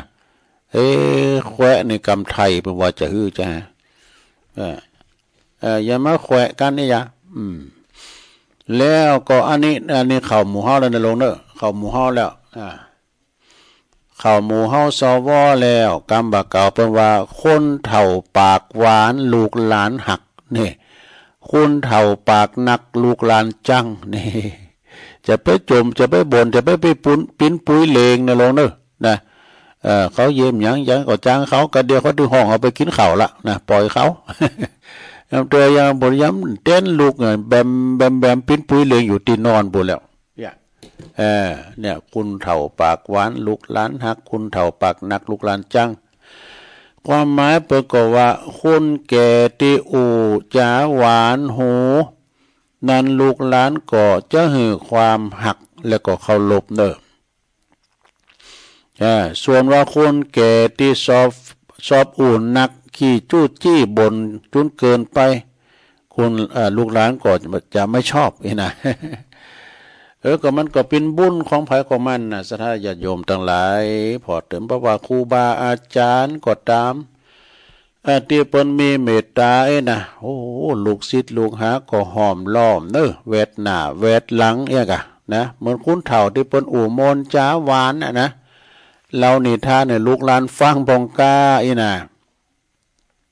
แล้วโดยก็แจกสตั้งซื้อขนมเมื่อนะบุตรลมมาก็มาลุ่มมาตุ่มได้กันเนาะการคุณเฒ่าแล้วปุดตัวแป้งหนาเก่าเงาว่าน้ำยิ้มแย้มแจ่มใสเสือยิ้มอยากดูพอหนาอย่างโง่สุกไพ่ดื่มว่าเข่าไก่แล้วว่าเป็นว่าตัวสถานเนาะเป็นครูบาอาจารย์ก็ตามเถอะกันว่าอันนี้ลูกศิษย์ลูกหามเข่าไก่เนี่ยปุดตู้เป็นวันหน้าบอกบุญไม่รับไปนะเป็นวันเนาะก็ยิ้มแย้มแจ่มใสเนาะสระญาติโยมมีเมตตาอู่ตักตายกับเปิ้นบ้านพี่น้องเจ้าบ้านกับลูกกับหลานนะยิ้มเข้าไปมันจะได้ซื้อยิ้มนะการยิ้มในเป็นการที่ลงทุนหน่อยนะแต่ว่าได้กำให้หนักนะโอ้ไปหันปอหลงกายไปกำม้ามแล้วก็ยิ้มใส่ใส่เราภายในมาเนี่ยอันนี้ก็ถือว่าเฮาตักตายไปแล้วนะเราเตือนนี่เรากายไปหน้าบ้านมาเห่าเปิ้นนี่นะมันกายเหมือนกันเท่านี้ เป็นหน้าจังมังใส่นะมันก็ไม่ใครเปลืองอ่ะเนาะซะด้านเนาะจากนั้นเขาก็มามีมนุษยสัมพันธ์ยิ้มแย้มแจ่มใสใส่เปิ้นพองนะใส่เปิ้นมึงเป็นลูกไผนะเนี่ยก็ได้หูจักเขานะเดี๋ยวเขาจะอธิบายมาเนี่ยเนาะอันนี้ก็คือเป็นการที่ว่าคุณเฒ่าปากนักลูกหลานจ้างนะเอาทำบทหนึ่งนี่ศรัทธาญาติโยมคุณตุกองค์มือด่านดูคุณขี่ข้านองค์มือขาวก็ฟังว่าได้ออกดึกเราเนาะสดาเนาะคุณตุกนี่องค์มือพอกระด่างก่อนเนี่ยเปิ้นเอาคุณแล้วลูกเคยก็จะแต่งกินแขกแต่งงานเนี่ยเปิ้นจะซ้ำผอมือกันดอกอีล่ะถ้ามึงซ้ำผอมือไผนะที่มันจาพึดด้วยนะเอาได้เฮ้ยแล้วล่ะมันตุกมาเอาการดิการมือลุยนี่ไปเอาน่ะไอ้ตาบอดมันก็รักกันเอามือกดจกเข้าหนึ่งกันเนาะมันติดมือหรอกก็มันแห้งนิดหน่อยมันจาพึดก้านมันก็โหดีเหมือนกันแหละเอาคนเนี้ยพอเอาคนเนี้ยเนี่ยปวดเอาไปมาเป็นความใจงานต่อไปเนาะนั่นแล้วเดี๋ยวคุณตุกองค์มือด่านคนขี่ข้านนี่องค์มือขาวนะอันนี้ก็หมายความว่าคนที่เปิ้นทำการทำงานนักนั้นก็องค์มือก็จะหยาบกระด้างนี่ใช่ไหมแล้วคนที่ขี้เกียจนั้นจนว่านั้นองค์มือเปิ้นจะขาวแล้วก็โนนด้วยจะขาวแล้วก็โนนด้วยนะสัทธาเนี่ยเอาง่ายๆเนาะ แถมบดนี่ก็เน็ตเหมือนกันเนอะโลเนอะแถมบดนะเนี่ยเพราะว่าใครสุมาเนอะใครขี่แล้วมาโลนหาขอนเนี่ยใครนอนมาโลนหาสัตว์หาศาสตร์นี่ก็เป็นกรรมบาเก่าเด้อกินอกกินใจใครขี่นั้นมาแลนหาขอนเนี่ยมันก็ใจได้หลายอย่างนะอันแฮมบดเนี่ยบอกว่างูพอถึงไหนแข่งมาแลนหาค้อนเนี่ยงูจะชกแล้วอย่ามาแลนหาค้อนนี่ซะได้เนาะมันไปเต้นนี่ก็ใครขี่มาแลนหาขอนใครนอนมาซอหาสัตว์ก็หมายความว่าเมื่อถึงเวลาปวดท้องหรือเจ็บท้องเนี่ยอยากจะถ่ายนักถ่ายเบ้าก็วิ่งแลนไปหาขอนไม้เพื่อนั่งถ่ายนี่นะแล้วก็เมื่อถึงเวลาที่จะนอนนะก็วิ่งหาซอหาเสื่อหาสาดหาหมอนสลีตีนอนเอามาปูนอนนี่นะความหมายเปิ้นก็คือติเตียนคนอื่นบ่มีความกระตือรือร้นอะไรนี่ไปติเตียนคนอื่นบ่ควรเพราะว่าบ่มีความกระตือรือร้นหยังบ่มีการวางแผนงานลวงหน้า นะบ่มีการวางแผนงานลวงหน้าปล่อยเวลาให้ผ่านไปโดยเปล่าประโยชน์เนอะเมื่อเวลานั้นมาถึงก็รีบวิ่งกวีกวัดทำโดยคุณภาพงานออกมานั้นมันไม่ดีเท่าที่ควรแน่ซะนะ เฮาเยี่ยมยังห่าวฟ้าวไว้นะมันดึงบ่งามโดซะนะเนาะการเยี่ยห่าวแล้วฟ้าวแล้วก็มันฟ้าวปิ้นฟังเนี่ยมันก็บ่งามเนาะมันก็บ่งามไปศรัทธาญาติโยมทั้งหลายเอ้ย เอาแถมบทหนึ่งศรัทธาญาติโยมนะวันนี้วันศุกร์กันเดียวต่อจากตุลุงก็ท่านพระครูชลทานพิทักษ์นวัดแม่ห้องไคร้ หรือว่าตุลุงแดงก็เจ้าว่าเป็นกำผ้าแม่ก็บ่ตายจ้าว่าสบายปอก็บ่อยู่บ้านก็ปอก็บ่อยู่บ้านเนี่ยเขาใจยามกันเด้อเด้อเจ้าว่าปิ้นกำผ้าแม่ก็บ่ตายตื่อเนี่ยเจ้าว่าสบายปอก็บ่อยู่บ้านปนหมายความว่าจะได้เจ้าว่าจะเป็นลูกกำผ้าแม่ก็ยังบ่ได้ตายจากเด้อนะหรือจะไหว้สบายหรือว่าเจ้าว่าสบายปอก็บ่ได้อยู่บ้านบ่ได้อยู่กับบ้านโดยเป็นกำเปรียบเทียบคนเฮาที่เลิกล้างกันไปต่างคนต่างก็ปล่อยให้ลูกให้เต่านั่นน่ะให้ตายายเล่งให้ปะลงไม่ลงเล่งนี่เฮียโดสะดาปล่อยปะละเลยให้เปิ้นเล่งนะใครให้เปิ้นฮักจางอู่ปากหวานอันนี้ก็แน่นอนนะเนาะใครเปิ้นสารใครไปใครสารไปถามคุณเฒ่าคุณแก่ อันนี้ก็ตีความกว้างนะลงเด้อใครเปิ้นฮักก็อุมนจ้าหวานนะเปิ้นว่านะคุณเฮานี่มันอยู่ที่ปิยวาจาอุมนจ้าหวานนะ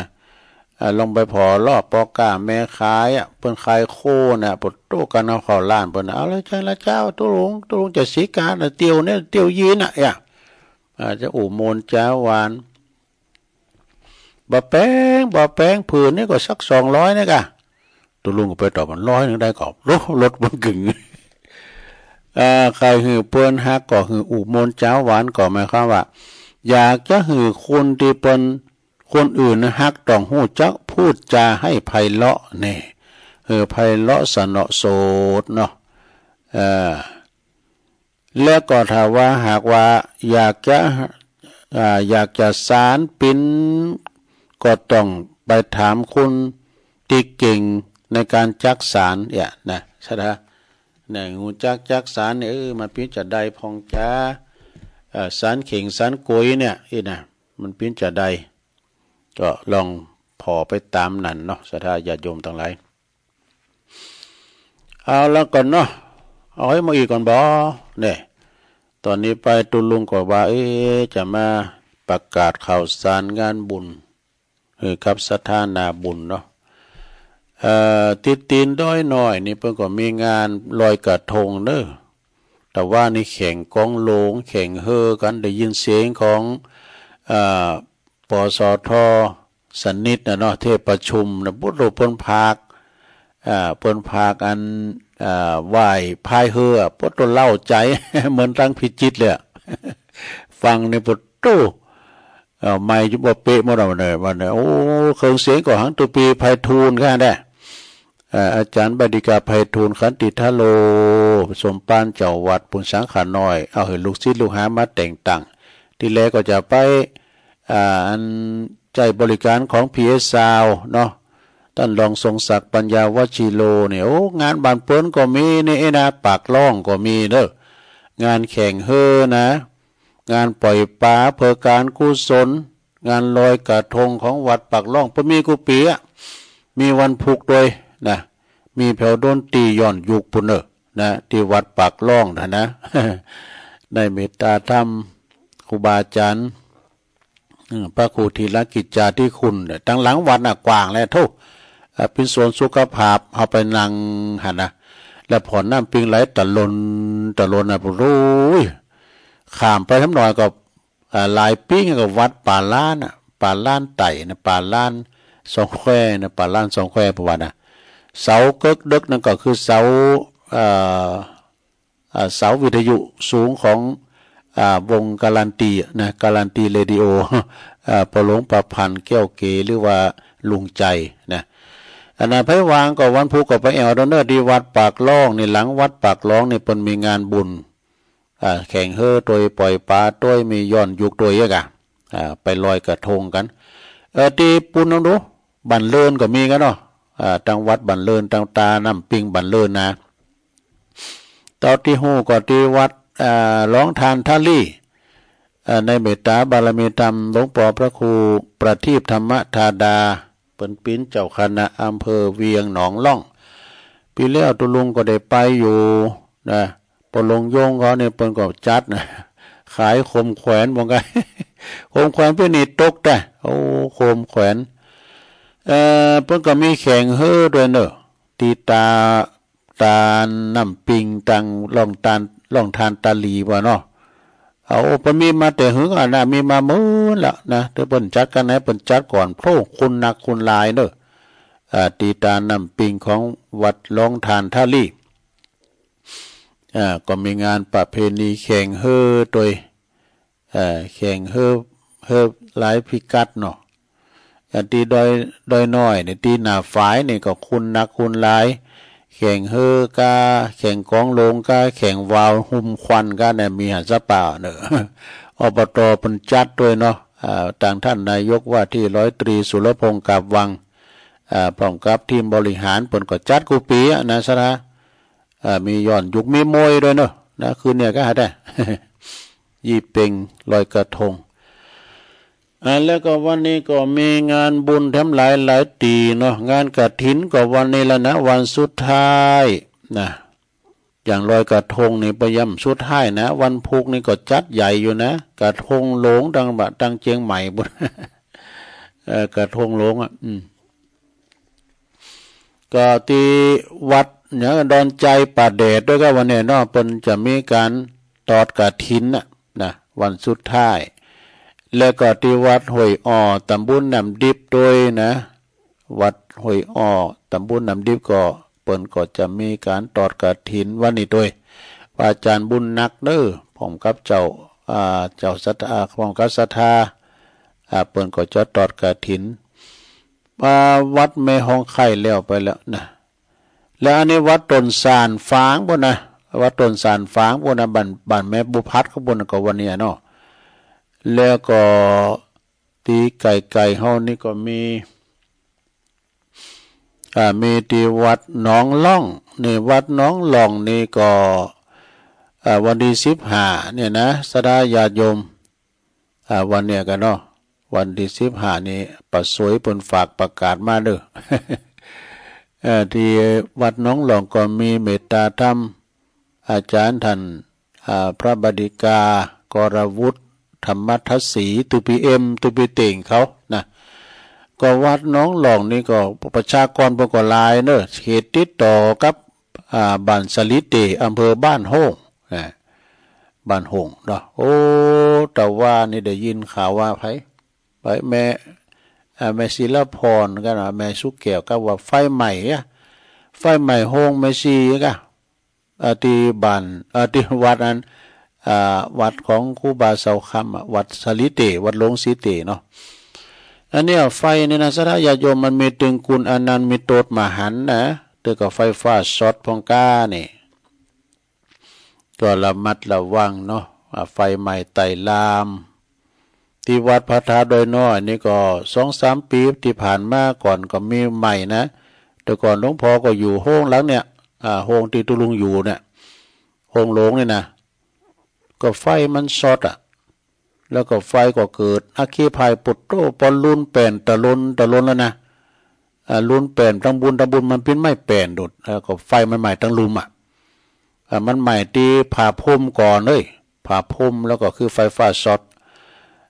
มันใหม่ก็ปุตโตควันบดควันโมยนี่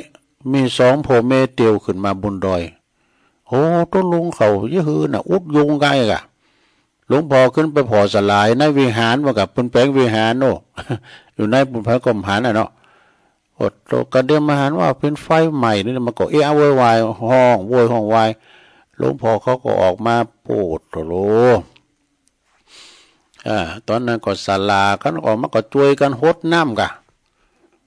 ตัวลุงก็มีวัดนะตัวลุงก็ไปวัดปากตั้งเจริญก็กับหลวงพ่อ มานิดนี่กะเป็นละเลยเนาะกันมีหันนี่ก็มันเดือดร้อนแล้วมันแท้ได้ใหม่แล้ววันเถาะอันนี้มีไผพอปุตโตดูก็นอนกุฏิน้อยเนาะตั้งหน้ากุฏิมันมีโบกปลายแปลงที่เลี้ยงปลากะปุตโตก็มันมีโบกปลาหันไอ้นาสถาตเมียนะตกในกองเพลิงบ่ล่ะเขาก็มุดน้ำไปหดปลาตุลุงละเอียดตายไปอย่างไรมันมุดน้ำไปหดกับศาลานะศาลาก็วัยรุ่นอยู่เนอะน้อยนานเขาเนี่ยปุตโตเผื่อว่าต้มผู้มันมวยเลยมันควันของหูดังมาเนาะดูอาคีภัยปุตโตโวยวายกันไฟใหม่ควันโมดวะนะเผื่อไฟฟ้าดับแล้วก็ลดดับเพลิงมาพอดี อันนี้ก็อาคีภัยแต่ลงเนอะระมัดระวังนะฟืนไฟใหม่ไต่ลามนะแต่ว่ากันมันใหม่แล้วก็หลวงพ่อเปิ่นก็ไปแปลงห้องเตห้องน้อย3-4 หลังกันนะแต่มาแปลงห้องใหญ่แปลงห้องได้เป็น2 ปีบางฮะเนาะช่วงนั้นก็โควิดด้วยกันนี่จะตั้งกล่อมเข่าอีกหลวงพ่อก็แปลงขนาดมีเงินนะแปลงเสียงเกือบ3 ล้านหลังหนึ่งนะก็อยู่มาปัจจุบันแล้วก็ห้องหลังนี่ที่แรกบ่จะเต้ดสากไฟนี่นะเอาไปเอามาก็เปิดก็อันสลามาบูรณะก็เสียงแสนไปลุงไปอยู่ไปนะลุงก็ไปอยู่เสวยสุขอยู่ที่เก่าหลวงพ่อนะสากไฟของพิญญารับดีทุกเนี่ยเนาะขอแสดงความเสียดายที่ว่าไฟใหม่ไต่ลามเนาะได้ยินแม่สุกแก้วว่าไฟใหม่โฮงไม่ซีเนาะที่วัดหลวงสีเตี้ยประกาศข่าวสารงานบุญในตัวถึงไหนล่ะวัดต้นซ่านเมืองฝางเนาะแล้วก็วัดหนองล่องตุปีเอ็มตุปีเต่งเขาเปิ้นก็เขตติดต่อกับถึงอำเภอบ้านโฮงนะเปิ้นก็จะมีงานบุญกฐินว่านี่นะสดาญาโยมโตวัดหนองหลองนี่เปิ้นมีวิหาร2 แจ้นก็เนอะเหมือนกับวัดหนองผาขาวนี่แล้วก็วัดดุงโลงแล้วเนี่ยวิหาร2 แจ้นมีหลายหลังนะจังหวัดละปูนเนี่ยนะเปิ้นก็แปลงวิหาร2 แจ้นตั้งลุมนี่ปุตโตอยู่เย็นเนอะจังได้น้องผาขาวเปิ้นจัดที่ประชุมเล่งเพลงกันได้สบายเลยแล้วก็วันที่15วันนี้โดยปางป้อยเหมือนกันนะนี่พี่น้องใช้ประการไม่อามเขากันเนาะ ได้ยินไผว่าเนี่ยเพิ่นจะมีงาน กฐินที่วัดปางปอยก็วัดปางป้อยก็ตุลุงก็เคยไปนะเคยไปตัวครูบาอาจารย์กะไปสวดมนต์กันเนาะวัดปางป้อยนี่วัดใหญ่ทำเลจะดีเนอะสถานวิหารพวกก็ล้างโล่งอ่ะมีห้องน้ำห้องสุขาก็สะอาดแล้วก็เฮาขึ้นไปตีบุญหั่นนะหันหมดอ่ะบ้านเฮินเพิ่นนะเพราะว่าบ้านเฮินเพิ่นอยู่ตั้งหลุมหันหลังคาเฮินให้กูหลังแต่ว่าวัดปางป้อยทำเลดีแล้วก็แฮมงานหนึ่งเนาะวันนี้ก็ที่ปางป้อยเนาะใส่ประการวันที่15วันนี้แล้วก็ที่ลำปางท่านมหาประกอบตานจัดหลายวัดก็วันนี้เนาะลำปางเด้อเปิ้นปิ้นเจ้าภาพจัดหลายวัดเด้อหลายวัดกำแล้วอันท่านมหาเนาะท่านมหาสมชาติชาตปัญโยแล้วก็ที่วัดหนองโบเนี่ยนะวัดหนองโบนี่ก็ปุ่นก็ใส่ประการนะวัดหนองโบนี่วัดของอันแม่ยังก็เปิ้นฝากประกาศมาแม่สีทอนเปรมจิตเขาเนี่ยนะกายพัฒนานี่โธ่วัดเปิ้นเจริญวัดถี่เมื่อเฮาไปทางใส่ประการนี่นะวัดอุดมมงคลแล้วก็วัดสองแคววัดสองแควนี่โธ่เปิ้นมีโฮงเฮนมีหันเลยท่านเจ้าวัดประกอบเป็นด็อกเตอร์กันนะท่านพระอาจารย์มาทางงานวัดบ้านอันนี้ก็วัดอันนองยาวเนาะนองยาวนี่เปิ้นมีกาดหน้าวัดปุตโตคุณแน่นดอกกายบ่น่ะวัดนองยาวใส่ประการเนี่ยตำปุนในโฮงสีก่อนหลายวัดก่อนหลายเปิ้นกินเปิ้นตานกันหลายวัดหลายว่าเน้อวันนี้นะเป็นวันสุดท้ายของการตอดกฐินการป่นจากวันนี้ไปก็ปีหน้าปุ่นเด้อเป็นการละตาลเป็นกินตานวันสุดท้ายของการตอดกฐินแล้วก็ในวันที่18เนอะ18พฤศจิกายนเป็นงานเมื่อคืนเนอะเปิ้นจะมีการอบรมสมโภชพุทธาภิเษก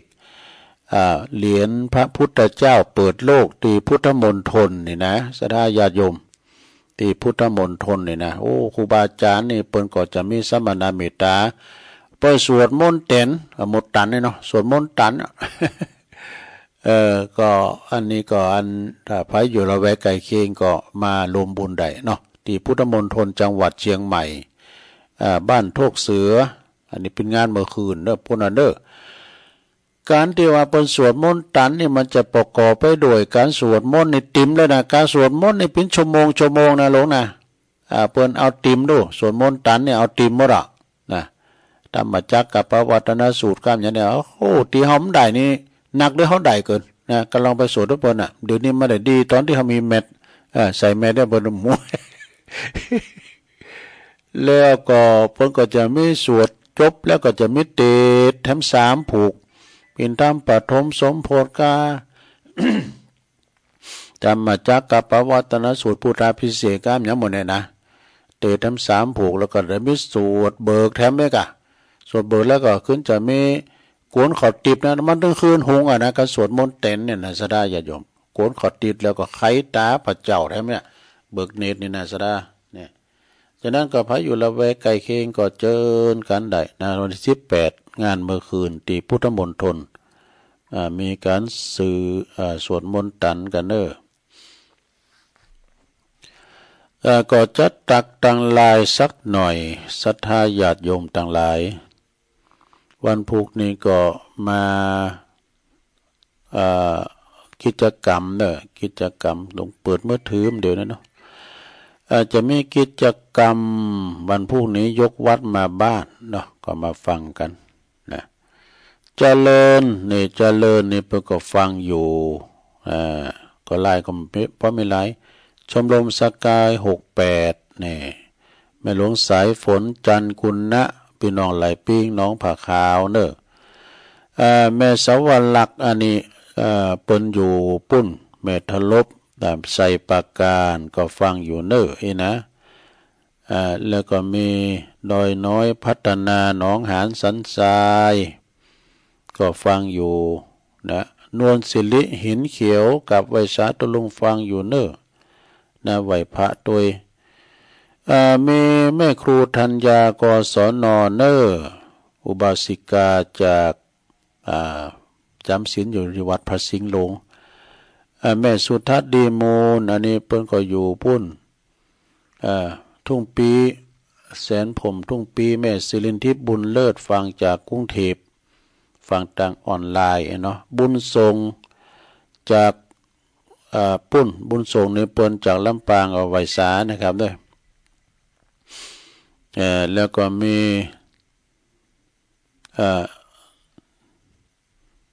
มีบรรจงกันทวงปีไอไตโหจากนำดิบเนื้อเด่นจ่าปงแก่เน้อ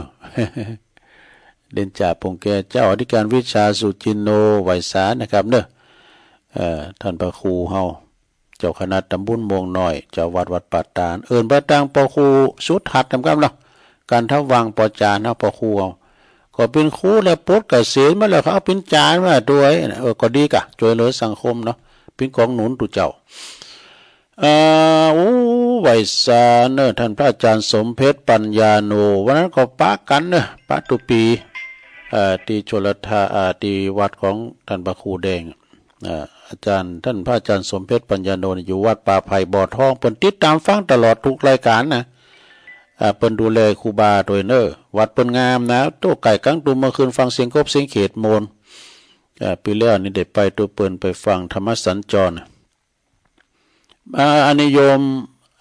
มยุพินหอมอาลาปีน้อยได้ฟังจากหน้าศาลากลางแม่โยกเปิ้นบอกว่าตั้งไฟเห็นสัดเจนดีนะโยมจากบกก้างสันกำแพงโอ้แม่ยายจันแม่ยายจันนี่ก็อยู่เวงตาการโอ้กฐินเปิ้นได้แต่เดี๋ยวว่าเนาะ แม่ยายจันนี่ก็อุปถากอุปถัมภ์วัดหลายวัดเนาะก็ต้องขอขอบคุณเนาะอันนี้ก็เป็นการตักต่างลายก็บ่หลายกับวันนี้เนาะตักต่างลายแล้วตอนนี้ไปตุลุงก็จะเปิดสายหน้าไม้สถาญาติโยมเนาะเช็คคืนเช็คสายให้มันต้อมตั้นผู้ก็โทรมาทั้งใหม่หรือว่าโทรไปติดครูบาอาจารย์ต้นอื่นตัวนะแล้วได้ตักตายกันนะก็แจ้งผลการหับฟังนะคนละเล็กคนละน้อยสายแหลกเจริญปอนเจ้าไว้ซาเจ้าวันดอนตันกฐินวันนี้นะเจ้าตอนบ่าย4 โมงนะเจ้าแต่พระบุกนี่ตอนกินข้าวง่ายนะเจ้าวันนี้ยายจะไปหอมพระบุก10,000 บาทนะสาธุอนุโมทนาตัวยายนะคะลาเจ้าต่ออันนี้ต่อตำนานทั้งปฏินะเจ้าไข่ใบที่5ไข่ใบสุดท้ายจิงโตเอาไปเล่งไว้เนื้อเจ้าอนาคตะปอเมเกเท่ายังบ่ถึงเจ้าเลยนาจืออมิตไตต่อไปหนาหาปันวาสาไฟปกทำดีกันไว้จักใดน้อมนกไปสากับเก่าเลยนาลูกตึงหาคนเป็นฤาษีหน้าคือถึงเมกาก็มาตีเก่าตีตนบเดือมารดาแม่เจ้าก็มาตีเก่ามาปะเมกา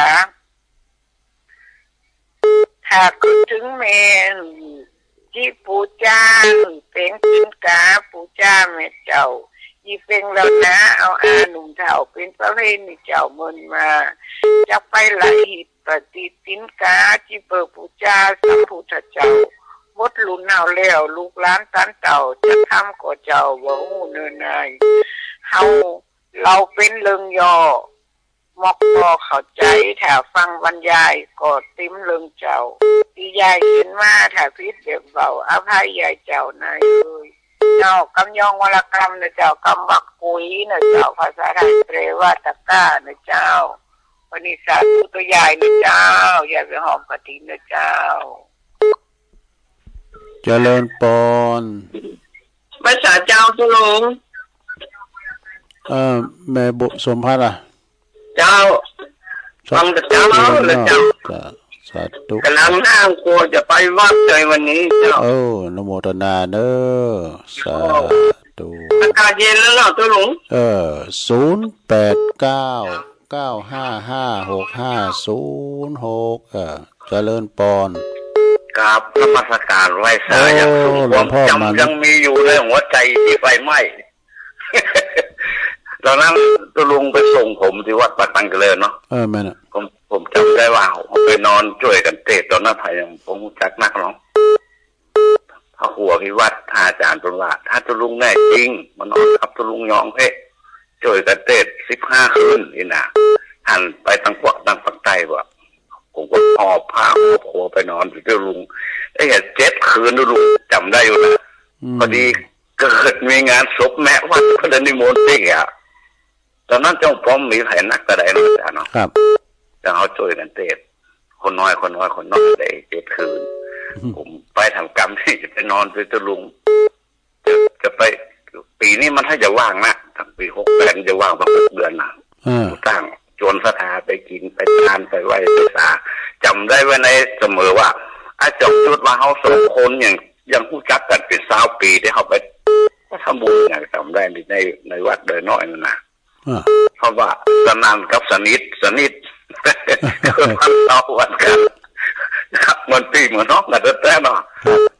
จงยุทธโอ้ยนะลุงคอยโอ้กันยังจักกันเป็น20 ปีจำได้แล้วนะโอ้เพื่อนนั่งจัดเข้ากินข้าวด้วยกันว่าก็หน้าวันตาไปอยู่เนอะปีหน้า68นี่ของวันแรกนิมนต์ค่ะนิมนต์มาด้วยครับไปเยี่ยมไม่น้อยนักเลยเนาะจ้ะไหว้สาบุญหักษาเนอะทุกคนฟังอะไรส่งพางปฏิบิดแล้วมันหมูใส่อันดินไหวเลยเนี่ยอันนั้นสาธุครับสาธุจับจังหวะวันนี้อันนั้นส่งพางปฏิไหว้สาบุญหักษาครับหลวงพ่อมานิษฐาวาโลสำนักสงฆ์หอมบุญเพิ่นแปลงวัดใดจัดวยเจริญปอนไปสาเจ้าฟองคำติดเกี่ยวหัวจองไปพุทธระดิษฐ์แต่ว่านี่เจ้าดีละอนุโมทนากฐินเจ้าปากไผ่บ่อทองชัดเจนเลยเนาะชัดเจนดีเจ้าหนาวมาแล้วเด้อท่านรักษาสุขภาพเด้อเจริญปอนปาไผ่บ่อทองเจริญปอนไปสาครับตุลูปอนนั้นประเสริฐครับจังชัดเจนแล้วเนาะเสียงเจ้าเข้าแต่ตี 3เนาะของแล้วก็มั่นใจที่มีสละประโยชน์ตั้งหนาที่โนดรู้ของ44เขาไม่โดนครับผมยังกวนเลยครับ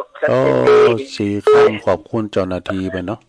ครับกำลังใจอันตุลุงครับขอลุงอยู่ดีมีชุกเน้อครับในโมไซกับลูกจรันบอกต่อไปนะครับในวันนี้สมนสินใหญ่เนาะสินใหญ่สินหลวงวันนี้ครับจะได้ไปวัดกันน้ำกินน้ำกันต่อไปครับเนาะขอบคุณปนานหลายๆเด้อสาธุครับนี่กำลังใจให้ตุลุงครับพี่น้องบ้านไก่สีคำเรดิโอเนาะสาธุวันนั้นเพิ่นก็ฟังติดตามฟังตลอดเนอะเจริญปอนภาษาชาติตุลุงในทีมเนาะป่าเด็กชัดเจนดีเนอะชัดเจนดียินดีลุงอยู่เจ้าสาธุเจ้า0899555656เจริญปอนขอใบฟ้าแล้วท่านมาแล้วพี่อ้ายใต้โหวันนี้ได้ฟังเพลงเป็นเวอร์ชันของสมานมิตรเนาะวันนี้ได้ฟังสมานมิตรกายงบุตรกาเนาะน่ะกะยงของชีวันนุชกานี่รับถือมาพอดีฟังได้ยินสมานมิตรกับลงหยุดกันแหละเดินเต็มโต๊ะกับเมดูเดินเต็มโต๊ะกับเมดูเดินเต็มเนี่ยมาเดินเต็มมันมาตอนปลายดูตอนปลายเดินเต็มดูทุกนะทุนทองใจฟังทั้งวันทุกปีบ่เจอแต้นแล้วเนาะเกิดรถแต้นเอาเลยเนาะมันรถแต้นเลยดีแล้วก็ดีขอบคุณหลายอาทิตย์ทุกปีครับสาธุ อันนี้พี่ไอ้ใต้โหเฮาเด้อพี่ไอ้เจาะพี่ไอ้ลือหลงนะสุทันก่อนเจริญปอน ไว้สาเจ้าทั้งอยู่เนอร์ อยู่ตั้งใดแม่ อยู่จังหวัดน่านเจ้า โรงงานเนาะ เจ้าอำเภอเวียงสาเจ้า อำเภอเวียงสา เจ้า ดีละฟังปะเนาะพี่น้องบ้านไกลในเมืองนานสีคำเรดิโอเนาะ เจ้า สาธุเจ้าไว้สาเจ้า ตั้งงานต้นซานเนาะตั้งงานแมนนะสายพินจังโซ วันนี้ถ้าปติ๊กบัดเต้นกันก้าเนาะก็ว่าเปิ้นเกมตูจะไปวัดแล้วจ้ะ วันนี้วันพระใหญ่วันศีลใหญ่ศีลโลงเน้อเอิ้นไปตังปุณไหวสาบารมีตามหลวงปู่ท่านพระครูสันติเจติยากรนะอันนี้ก็วัดศาลาไหวสาเน้อเคารพนับถือหลวงปู่ตัวยปอบรรยงบุญเรืองตัวเนาะน้องเอิร์ธเขาเนี่ยเจริญปอน เจ้าค่ะไว้สาเจ้าทุลุง ชัดเจนเนาะ เจ้าเมืองป้าเนอนี่นะเจริญปอน0899555656เจริญปอนแกไว้สาเจ้าทุลุง น้องโบใส่ปากกาเนาะคนกระถิ่นก็เลยจ้ะ ใช่เจ้าชัดเจนดีเนี่ยพระบาทอุดมเพิ่นเปิดตั้งแต่แรกเลยกะเจ้าเปิดตั้งแต่แรกเมื่อเพลงจะลงออกนะจ๊ะอันออนไลน์มันได้ยินดูอันวิทยุดังกะเจ้าสาเจ้ายินดีเนอะเจ้าสาธุใส่ปากการนี่ก็กฐินวันนี้ก็น้องโบเนาะหลายตีกะตั้งในหลายตีที่ว่าเปิ้นเอาสุดท้ายกันวันนี้นะสะท้าสมควรเวลาเนาะก็เดี๋ยวฟังต่อจากตุลุงแดงเด้อเพิ่นที่โทรมาก็หับแล้ว หับได้แล้วเพราะว่าหยังเพราะว่าจะได้เพราะว่าอันนี้หยังเจริญปอนนะสายสลัมเข้ามาได้ก็ เจริญปอนไม่ผ่าเจ้าตุลุงอันนี้เมสวลักษ์เจ้ามาปิดตาเปิ้นเจ้าว่าบาทอุดมและเจ้าตุลุงชัดเจนเนาะเจ้าไว้สาเจ้ายินดีเด้อสาธุตุลุงนำรายการจากล่าสตาประกอบน้อมภูกก็มามีกิจกรรมยกวัดมาบานกันเนาะวันนี้ก็จะล่ำเวลาตุลุงแดงเปิ้นมารออยู่ฐานแล้วเนาะศรัทธาญาติโยมทั้งหลายตุลุงก็จะได้อำลาปาจากฟังรายการอื่นต่อไปศรัทธาญาติโยมอยู่ดีมีสุขอายุมันควันยืนมีโจกมีใจเมื่อกันจุคนจุตานเนอจัตตาโลธรรมาวาตันติอายุวันโนสุขังปะลา